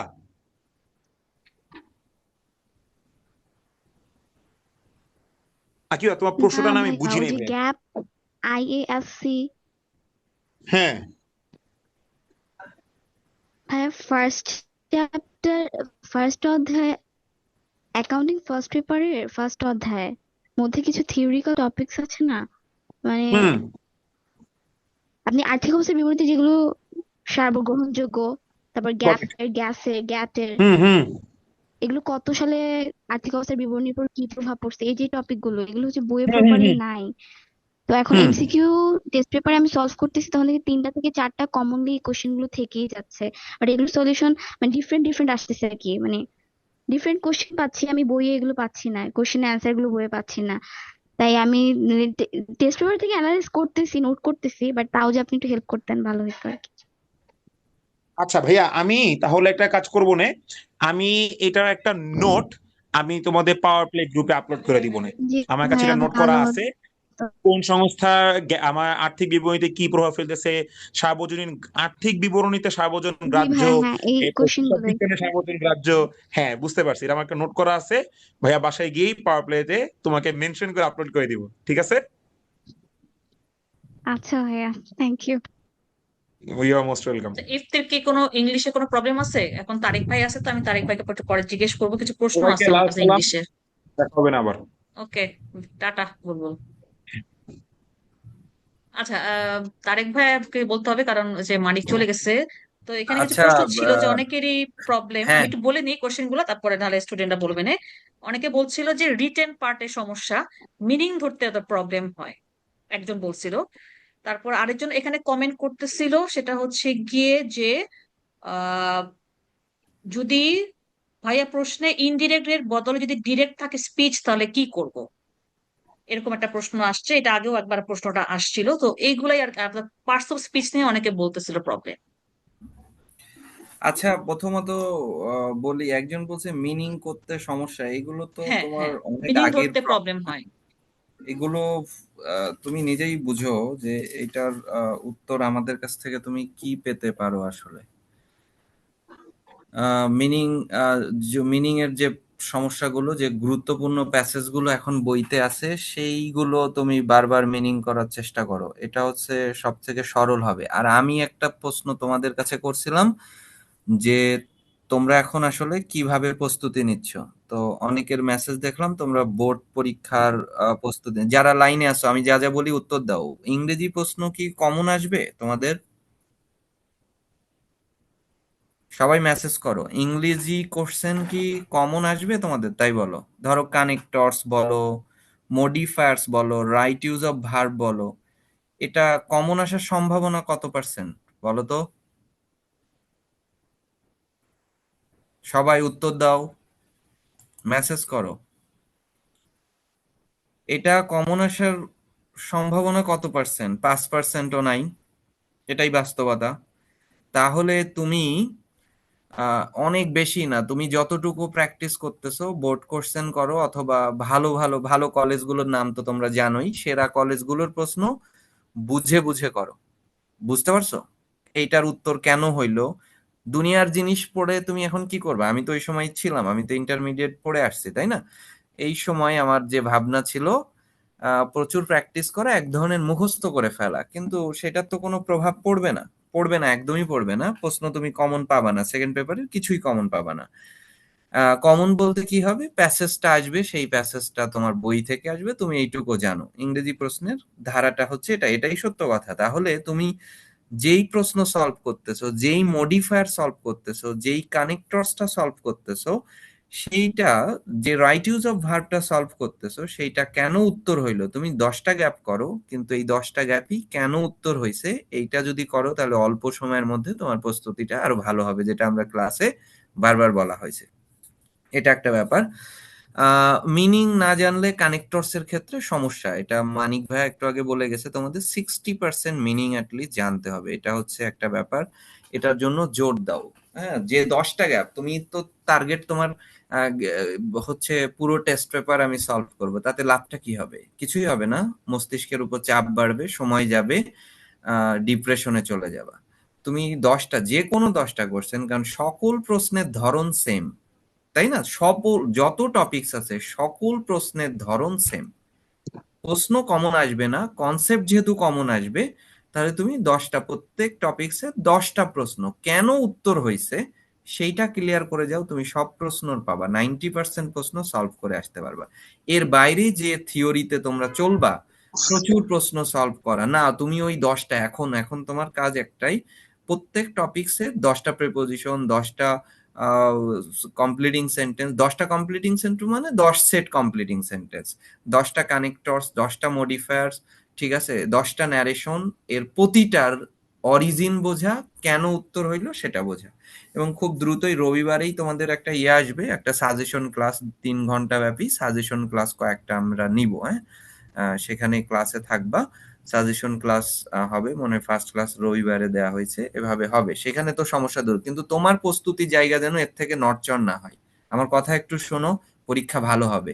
তুমি শত শত ফারিয়া আপু, ওরা হচ্ছে সব প্রশ্নই সলভ করতে যায়, এটা হচ্ছে ওদের সাইকোলজি। এখন এটা তো খুবই, যেহেতু প্রশ্ন কমন আসবে না, অন্য সাবজেক্টের জন্য ঠিক আছে, ইংরেজির জন্য এটা ঠিক নাই। সবাই আমার জুম কথা ইউজার শুনতেছো? তুমি জুম ইউজার তুমি মনে হয় বলতেছো তারিক ভাইকে প্রশ্ন করবা, কি প্রশ্ন করো বলো? ভাইয়া তো উত্তর দিচ্ছেই। আসো, হ্যাঁ বলো। আম, আসসালামু আলাইকুম ভাইয়া। ওয়ালাইকুম আসসালাম। হ্যাঁ, আমাদের তো সেকেন্ড পেপারে দুইটা প্যারাগ্রাফ আসবে। একটা হ্যাঁ। হচ্ছে লিসেনিং আর ডিসক্রিপশন থেকে, আরেকটা কন্ট্রাস্ট এন্ড কম্পারিজন থেকে।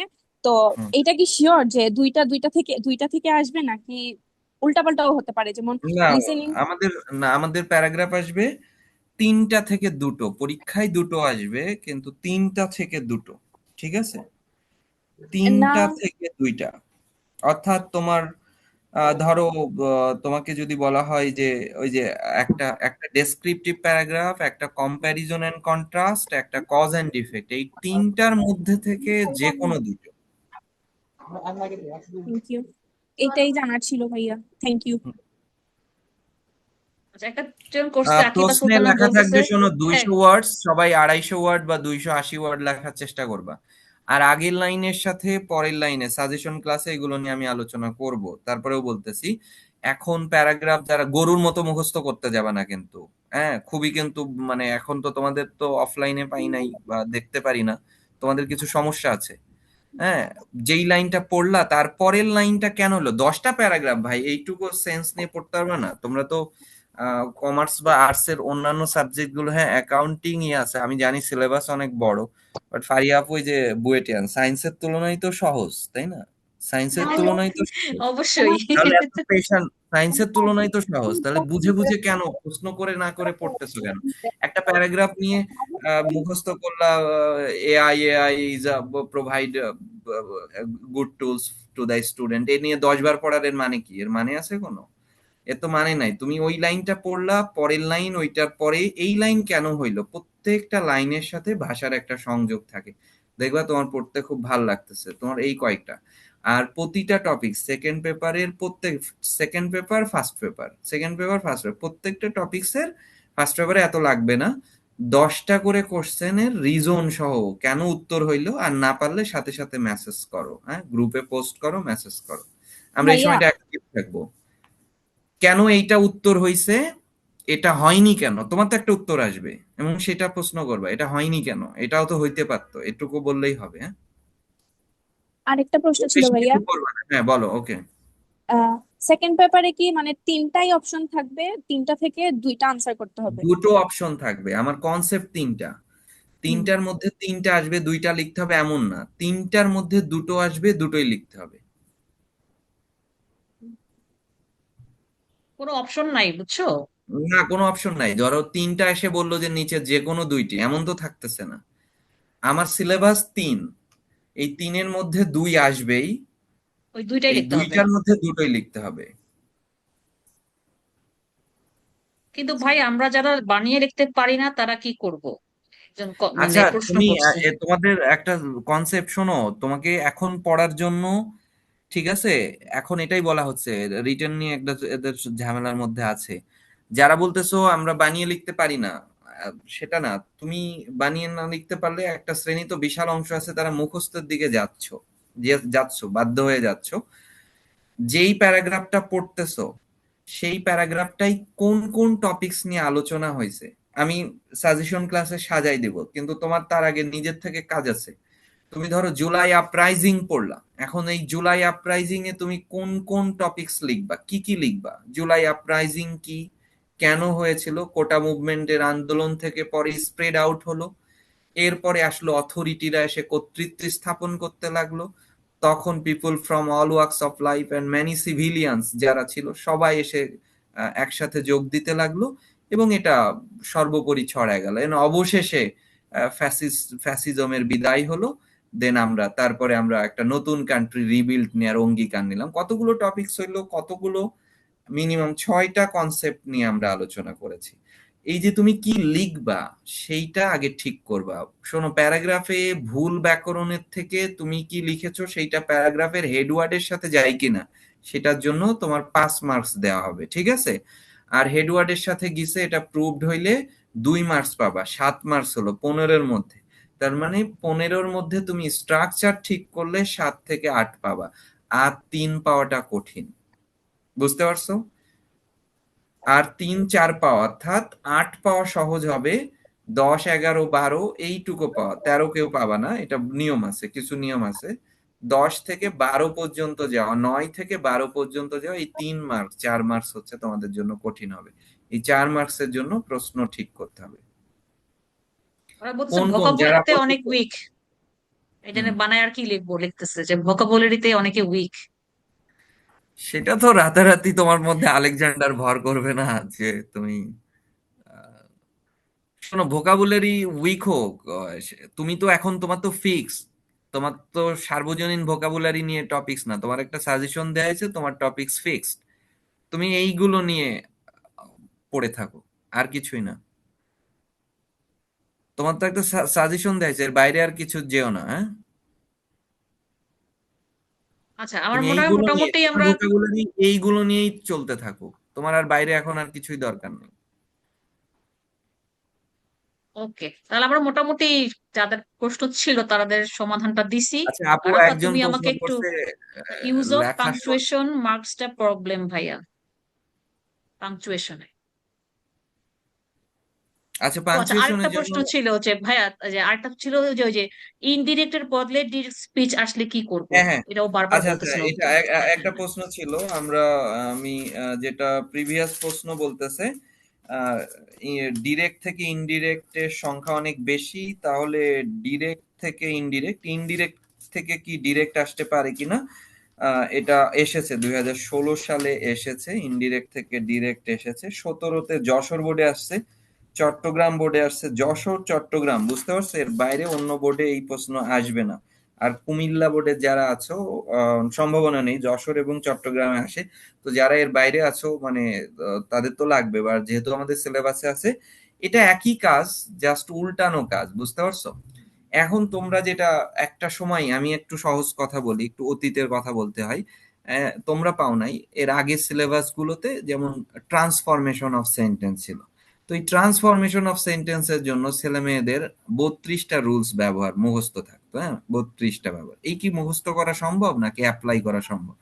একটা থেকে একটা ফিরে আসতে পারলে ট্রান্সফরমেশনে মাত্র 8টা ব্যবহার, বুঝতে পারছো, যেটা আমরা অ্যাডমিশনে অ্যাপ্লাই করে থাকি। তাহলে ইনডিরেক্ট থেকে যখন ডিরেক্ট থেকে তুমি ইনডিরেক্ট করতে পারছো, ঠিকই তো উল্টো কাজটাই তো তোমার করতে হবে। এর জন্য তো আলাদা কোনো নিয়ম নাই। এর জন্য আলাদা যে ভোগান্তিটা হবে পাংচুয়েশন ব্যবহারের, তাই না? তোমার ওই পাংচুয়েশন ব্যবহারে আহ এইখানে তুমি কিছু মার্কস তোমাকে ছাড়তে হবে আমার কাছে যেটা মনে হচ্ছে, বুঝতে পারছো? যেহেতু ন্যারেশনে আমাদের মার্কস হচ্ছে কত, এটা আসার সম্ভাবনা কম, সম্ভাবনা কম, কিন্তু আসবে না সেটা বলা যাচ্ছে না। আমাদের হচ্ছে ন্যারেশনে মার্কস হচ্ছে 7 মার্কস, ঠিক আছে? সো এই জায়গাটা হচ্ছে তোমাকে ঠিক উল্টো কাজটা করতে হবে, ন্যারেশনের জন্য ঠিক উল্টো কাজটা করতে হবে। এখন তুমি ন্যারেশনের জন্য তোমাদের একটা সাজেশন, তোমাদের টেক্সট বইয়ের সবাই আমাকে একটু, আমার কুমিল্লা বোর্ডের জন্য না ইসের সবাই একটু টেক্সট বইয়ের old man at the bridge, এই গল্পটা আছে না তোমাদের কাছে? Old man at the bridge, সবাই একটু মেসেজ করো। আর্নেস্ট হেমিংওয়ের একটা গল্প আছে পিস অ্যান্ড কনফ্লিক্টের মধ্যে, old man at the bridge.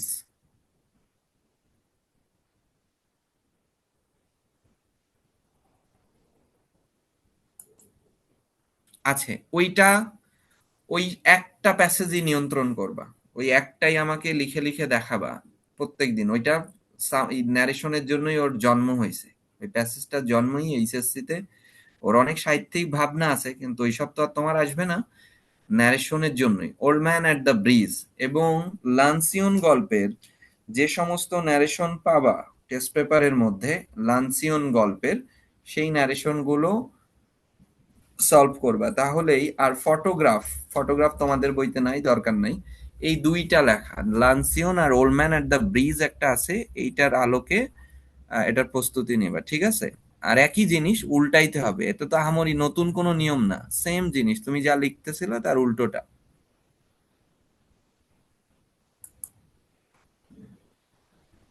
তাহলে তো মোটামুটি আমরা সমাধান পাইলাম ইংলিশে। যারা কমেন্ট করছো বা যারা বলতেছো, আর কারো কিছু বলার কিছু আছে?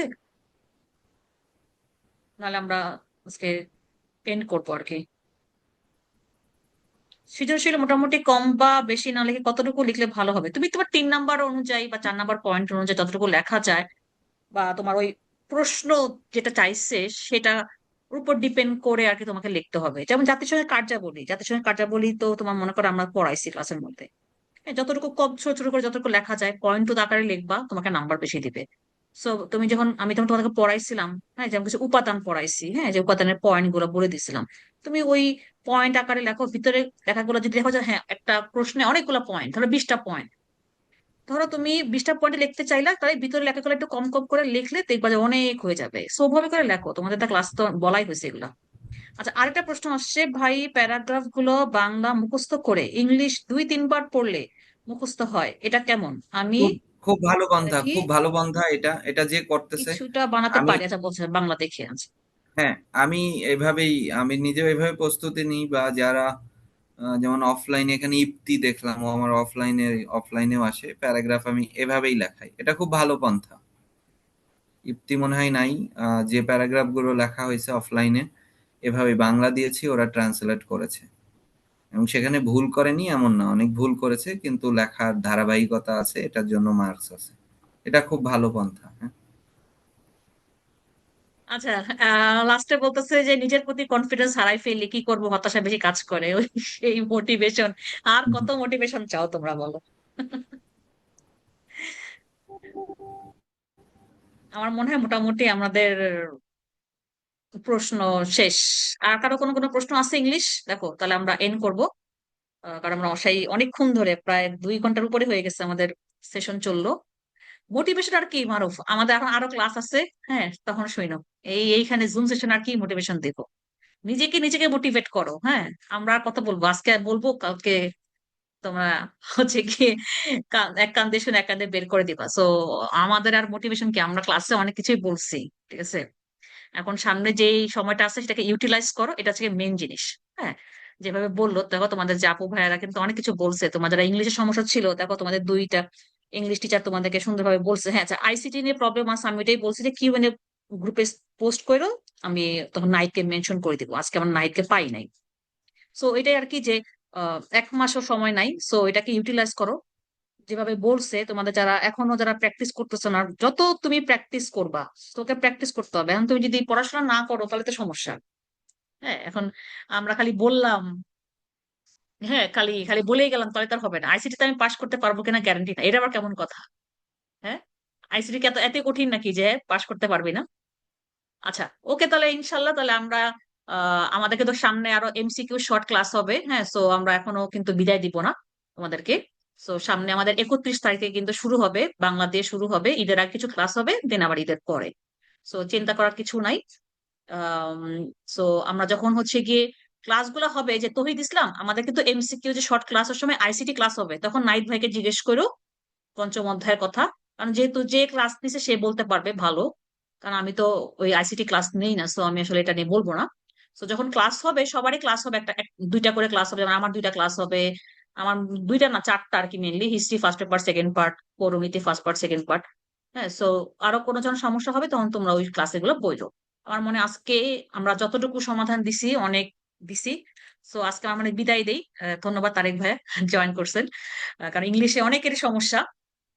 ইংলিশে আমাদের দেখা যায়, ইংলিশ বাংলাতে আমাদের অনেকেরই প্রবলেম দেখা যায়। ইংলিশ স্পেশালি সমস্যা হয় স্টুডেন্টদেরকে, যেমন রিটেনের সমস্যা। আজকে তো অনেক কিছু বলে দিলেন। তো তো সবাইকে তাহলে আল্লাহ হাফেজ। ইনশাল্লাহ তোমরা আমাদের 31 তারিখে ক্লাসগুলো করো, দেখবা যে অনেক ক্লাস আমাদের যে হবে। আমার মনে হয় তোমাদের এই সমাধানগুলো তুমি ওখানে করতে পারবা। আর আর্টসে কারো সমস্যা আছে আমার সাবজেক্টে, তাহলে বলতে পারো।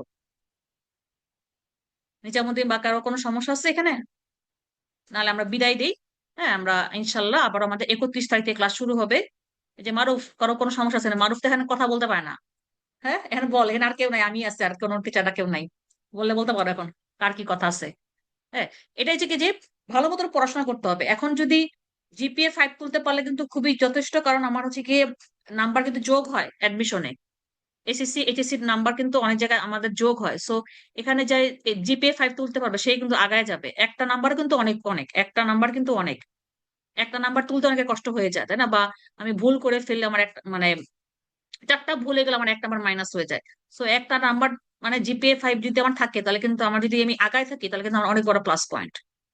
ঠিক আছে। সো কি বলে, আমি সবসময় বলি। আর এখন যারা ভালো করবে, এখন যারা এইচএসসি তে একটা ভালো একটা প্রিপারেশন নিবে, তখন না অ্যাডমিশনে কষ্টটা কমে যায়। যারা আমার আর্টসে পোলাপাইন আছে, যারা ইতিহাস ক্লাস বা পরিণীতি ক্লাস করছে বা জিওগ্রাফি ক্লাস যারা করছে, হ্যাঁ, তাদের জন্য কিন্তু কম কম কষ্ট হবে অ্যাডমিশনে গিয়ে। কারণ এগুলো আমরা মোটামুটি, আমি যেমন বলছিলাম যে বলশেবিক বিপ্লব আমরা পড়াইছি পুরো এক চ্যাপ্টার। এত পড়া লাগে না, আমরা তো আর কমাই দিব। হ্যাঁ, পড়া অবশ্যই পারবে, কিন্তু থাকে না যে যেটা তোমরা পড়ে আসছো, তোমাদের একটা কনসেপ্ট জানা আছে, বা জাতিসংঘ তোমাদের কনসেপ্ট জানা আছে, ওগুলোর মধ্যে তোমার যা পড়ছো পুরো এক চ্যাপ্টার থেকে, ওখান থেকে জাস্ট অর্ধেক হয়ে যাবে কালকে পড়াগুলো। তার মানে কি, আমার যদি জানা থাকে তাহলে কিন্তু আমার ইজি হয়ে যাবে, তখন বুঝতে না কষ্ট হবে না। সো ওভাবে আর কি। যেমন এই যে পৌরনীতি আমরা পড়তেছি, আমাদের যেমন মেন জিকেতে কিন্তু পৌরনীতি থেকে এত প্রশ্ন আসবে না। হ্যাঁ, মৌলিক জিকেতে আসবে, কিন্তু মেন যদি আমি সাধারণ জিকে বলি, ওখান থেকে কিন্তু তেমন প্রশ্ন আসবে না। কিন্তু হ্যাঁ, যেমন আছে, যেমন আমাদের ইতিহাস একটু ডিটেলস পড়তে হয়, প্রাচীন যুগ মধ্যযুগ, যেহেতু আমাদের ইতিহাসের বইয়েতে এখন শর্ট সিলেবাস, তখন আমাদের শর্ট সিলেবাস বলে কোনো কথা নাই, ঠিক আছে, আমাদের ফুল, আমাদের পুরা পৃথিবী নিয়ে পড়তে হবে আর কি। সংবিধানে স্কিপ করতে চাই, সমস্যা হবে কোনো? সংবিধান স্কিপ করতে চাই তাহলে বাকিগুলা পড়তে হবে, তাই না? সংবিধান থেকে তো প্রশ্ন তো একটা দিবেই, একটা তো অবশ্যই দিবে সংবিধান থেকে, বা সংবিধানের সাংবিধানিক আমি আমি বলি যে সংবিধান থেকে অন্তত অন্তত এটা পড়ে যাও। নির্বাচন কমিশন আমার কাছে কেন জানি মনে হয় নির্বাচন কমিশন একটু গুরুত্বপূর্ণ আর কি। কারণ যেহেতু নির্বাচন কমিশন সামনে আমাদের নির্বাচন হবে, সো এই জন্য আমার কাছে লাগে যে নির্বাচন কমিশনটা একটু ইম্পর্টেন্ট। আচ্ছা, দ্বিতীয় পত্র কোন অধ্যায় বেশি ইম্পর্টেন্ট? দাঁড়াও তৌহিদ, আমি একটু বইটা রাখি সামনে। দ্বিতীয় অধ্যায়ের মধ্যে আমার ছিল হচ্ছে গিয়ে পাকিস্তান থেকে বাংলাদেশ। প্রথম অধ্যায় কি ছিল? ও হ্যাঁ, এটাই। হ্যাঁ, প্রথম অধ্যায় ছিল। আমি বলি প্রথম অধ্যায় থেকে আমার ভারত স্বাধীনতা আইনটা ইম্পর্টেন্ট আমার কাছে লাগে, বঙ্গভঙ্গটা আমার কাছে ইম্পর্টেন্ট লাগে। দ্বিতীয় অধ্যায় পাকিস্তান থেকে বাংলাদেশ, এখান থেকে হচ্ছে গিয়ে আমার কাছে গণ অভ্যুত্থানটা ইম্পর্টেন্ট লাগে। হ্যাঁ, 69-এ যে গণ অভ্যুত্থানটা, সাথে বঙ্গবন্ধু আমি পড়ায়ও নাই, কারণ বঙ্গবন্ধুকে প্রশ্ন দিবেও না এবার। তারপরে হচ্ছে গিয়ে রাজনৈতিক ব্যক্তিত্ব, এখানে মনে হচ্ছে গিয়ে আমি কিন্তু বলে দিচ্ছিলাম যে কোনগুলা ইম্পর্টেন্ট। এখন আমি সংবিধান, কেউ বলতেছে সংবিধান বাদ দিবা, সংবিধান আছে গিয়ে আমি বলি চতুর্থ আর পঞ্চম অধ্যায় থেকে অবশ্যই একটা একটা একটা প্রশ্ন দিবেই। সালের লিস্ট আমি রেডি করতেছি। আর আমি তো লাস্টে পড়াইছি নাগরিক সমস্যা আমাদের করণীয়, এটা এটা তো অবশ্যই পড়ে যাবা। ঠিক আছে, এটা তো অবশ্যই দশম অধ্যায় অবশ্যই গুরুত্বপূর্ণ, দশম অধ্যায় গুরুত্বপূর্ণ, দ্বিতীয় অধ্যায় গুরুত্বপূর্ণ, সবগুলো তো আসলে কম বেশি গুরুত্বপূর্ণ, তাই না? কারণ তোমাদের প্রশ্ন আসবে এই কয়টা চ্যাপ্টারের মধ্য থেকে। আমি টপিক বললাম, টপিক ওগুলা থেকে আসতে পারে, যেমন সাংবিধানিক প্রতিষ্ঠান আমার কাছে যেটা লাগে, নির্বাচন কমিশন, তারপরে হচ্ছে গিয়ে আমার সরকারি কর্ম কমিশন। হ্যাঁ, এই দুইটা আমার কাছে গুরুত্ব লাগে। এখন জানি না আসবে কিনা প্রশ্ন। নাগরিক সমস্যা এটা পুরোটাই ইম্পর্টেন্ট। হ্যাঁ, দশম অধ্যায়টা আমার কাছে ইম্পর্টেন্ট লাগে। সংবিধান তো সহজ, কারণ তোমাদের তো সংশোধনী নাই, 17টা সংশোধনী নাই। হ্যাঁ, প্রতিবন্ধী অধ্যায়টা ইম্পর্টেন্ট আর কি, যেটা লাস্ট আর কি।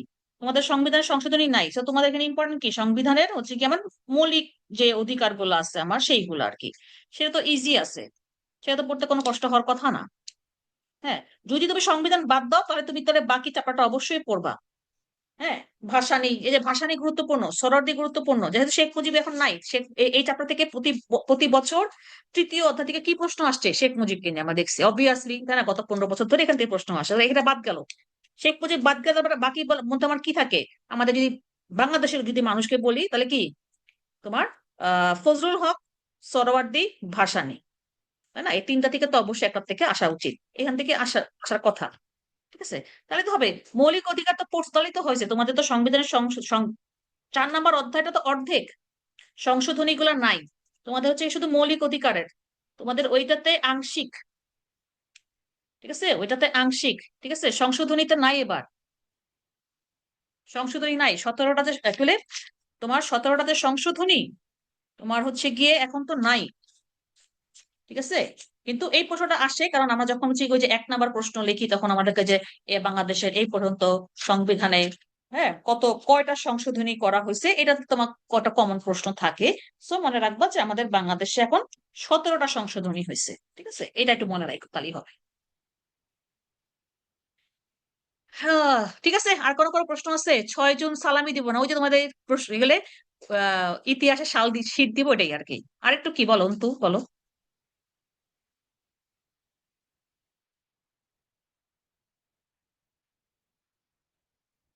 আবার কি কোনো ক্লাস হবে? হ্যাঁ, আমাদের এমসিকিউ শর্ট ক্লাস হবে। আমার যেরকম পরিণতি ফার্স্ট পার্টের আমি 100টা প্রশ্নের এমসিকিউ ক্লাস নিব, ঈদের পর আবার আবার হবে। তাহলে হচ্ছে গিয়ে আহ আমরা যদি 100 করে 200টা প্রশ্ন সলভ করালে কিন্তু অনেক অনেক অনেক প্রশ্ন চলে আসবে এমসিকিউ। সো পরিণতি 2টা ক্লাস হবে, হিস্ট্রির 2টা ক্লাস হবে, মানে আমার আর কি। আরেকজন কয় বিয়ে কবে করবো, পোলা নিয়ে আয় আমার জন্য, যা তোর কাজ দিয়ে দিলাম। আহ এই জাকাত দেয় নাকি এই সময়? আর রাবেয়া বসরি কি করস তুই? জাকাত দেয় রোজার ঈদের সময়। এবার সংশোধনী কিভাবে হচ্ছে বলছিলেন? আচ্ছা দেখো, আহ এখন আমাদের বাংলাদেশে যখন 5ই অগাস্টের পর যখন আমাদের সরকার গঠন হইলো, হ্যাঁ, এরপর আমরা 11টা সংস্কার কমিটি গঠন করছি বিভিন্ন জায়গায়, যেমন পুলিশ সংস্কার কমিশন, বিভিন্ন এরকম বিচার বিভাগ সংস্কার কমিশন, সেরকম সংবিধান সংস্কার কমিশন করছে। ঠিক আছে, তার মানে সংবিধান ওরা সংস্কার করতেছে, ওই কমিশনটা সংবিধানের সংস্কার করতেছে, যে সংবিধানে কোনো কিছু বাদ দিবে বা কোনো কিছু যোগ করবে, অনেক কিছু বাদ টাদ যাবে। বা আমাদের বাংলাদেশের এক কেন্দ্রিক, হ্যাঁ, ওরা আমাদের এক কক্ষ বিশিষ্ট, এখন ওরা প্রপোজ করছে যে দ্বিকক্ষ করতে, এরকম অনেক কিছু ওরা সংবিধানের সংস্কার কমিটি কিছু কমিশন বা কমিটি বলো, কমিশন বলে একই কথা, তারা কিছু জিনিস পেশ করছে। এখন এটা মনে করো আমাদের এখন সরকার কে চালাচ্ছে, অন্তর্বর্তীকালীন সরকার চলতেছে, কে চালাচ্ছে? আমাদের প্রধান উপদেষ্টা। ওনাদের কাছে যাবে, ওনারা এখন কোনটাকে গ্রহণ করবে না করবে, তারপর এটাকে অনুমোদন করবে, অনুমোদন করার পর আমরা বলতে পারবো ঠিক আছে এই এই সংবিধানে আমাদের সংস্কার হচ্ছে। সো যতক্ষণ পর্যন্ত না হবে ততক্ষণ পর্যন্ত আমি কেন বলবো যে তুমি 18তম তুমি কেন নিয়ে আসছো? বন্ধু তুমি আমাকে লিখছিলে 18তম সংবিধানের সংশোধনী, এখন তো কোনো কিছুই হয় নাই। আমার 17তম সংশোধনী হয়ে আছে সে অনেক অনেক অনেক 18 সালে হয়েছে। তাহলে এখন যেটা করতেছে সংবিধান সংস্কার কমিটি বা সংস্কার কমিশন যেটা করতেছে, করার পর যখন এটা অ্যাপ্রুভাল হবে তারপর আমরা জানতে পারবো হ্যাঁ আমাদের সংবিধানে এই সংস্কারগুলো হচ্ছে। আমাদের মূলনীতি চেঞ্জ হতে পারে, আমাদের বাংলাদেশের যে নাম আছে পিপলস রিপাবলিক অফ বাংলাদেশ, এটা নাকি নাম চেঞ্জ করতে পারে, বা বাংলা নামটা চেঞ্জ হতে পারে। এগুলো আমরা কখন জানবো? যখন এগুলো অ্যাপ্রুভাল আসবে। ধরো আমি তোমাকে বললাম, ধরো আমি একটা কমিশন গঠন করলাম, এখন আমি কমিশনের গঠন তোমাদেরকে বললাম যে আচ্ছা এইকে নিয়ে আমি একটা কমিশন গঠন করছি, ধরো তোমরা অনেক কিছু করলা, অনেক কিছু করে আমাকে দিলা, পেশ করলা, দেখেন আমরা করছি, দেখেন তো কেমন লাগে। তারপর আমি দেখবো আমি কি অ্যাপ্রুভ করবো না করব, আমি দেখে তারপর আমি অ্যাপ্রুভ করবো। সো এটা এখন অ্যাপ্রুভাল হয় নাই। ঠিক আছে, বোঝা গেছে? খাইলাম কখন? এখানে বসে আছি 7টা থেকে। আমি কয় তারিখে ক্লাস হবে? আমাদের ক্লাসগুলো শুরু হবে 31শে মে থেকে, তার মানে আজ কয় তারিখ? এই যে শনিবার থেকে শুরু হবে, হ্যাঁ শনিবার থেকে শুরু হবে, ঈদের আগে চলবে 3 তারিখ পর্যন্ত, তারপর আবার ঈদের পর আবার।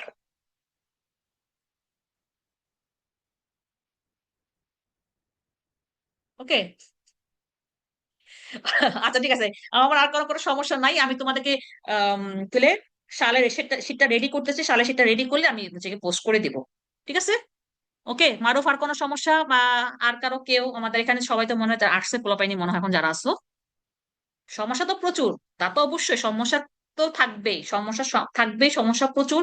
কিন্তু তোমাকে নিজেকে সমাধান করতে হবে, আমরাই সমাধান করে দিতে তো হবে না, তাই না? তোমাদেরকে আমরা একটা পথ দেখাইতে পারি, কিন্তু ওই পথে কিন্তু তোমাকে চলতে হবে, তোমাকে পরীক্ষা তোমাকে দিতে হবে। আমরা যাই তোমার পরীক্ষা দিতে পারবো না। অবভিয়াসলি পুরো জীবনটা সমস্যা, কার নাই সমস্যা? হ্যাঁ, তুমি যে আমরা দেখি এই যে আমরা যে ফেসবুকে যে ভিডিও ভিডিও দেখি, দেখা গেছে যে আমরা দেখি যে আল্লাহ কত হ্যাপি কাপল, হ্যাঁ পরে দেখা গেছে যে ভিতরে আসলে হ্যাপি কাপল না, সবাইকে দেখানোর জন্য প্রিটেন্ড করে। সবারই সমস্যা, কার কার নাই সমস্যা? তোমার সমস্যা আছে, আমার সমস্যা আছে, হ্যাঁ কারো কারো এই নাই। তাহলে তাহলে আমি রেকর্ডটা তাহলে আমি অফ করি, তাহলে কথা যদি এগুলা তো আমার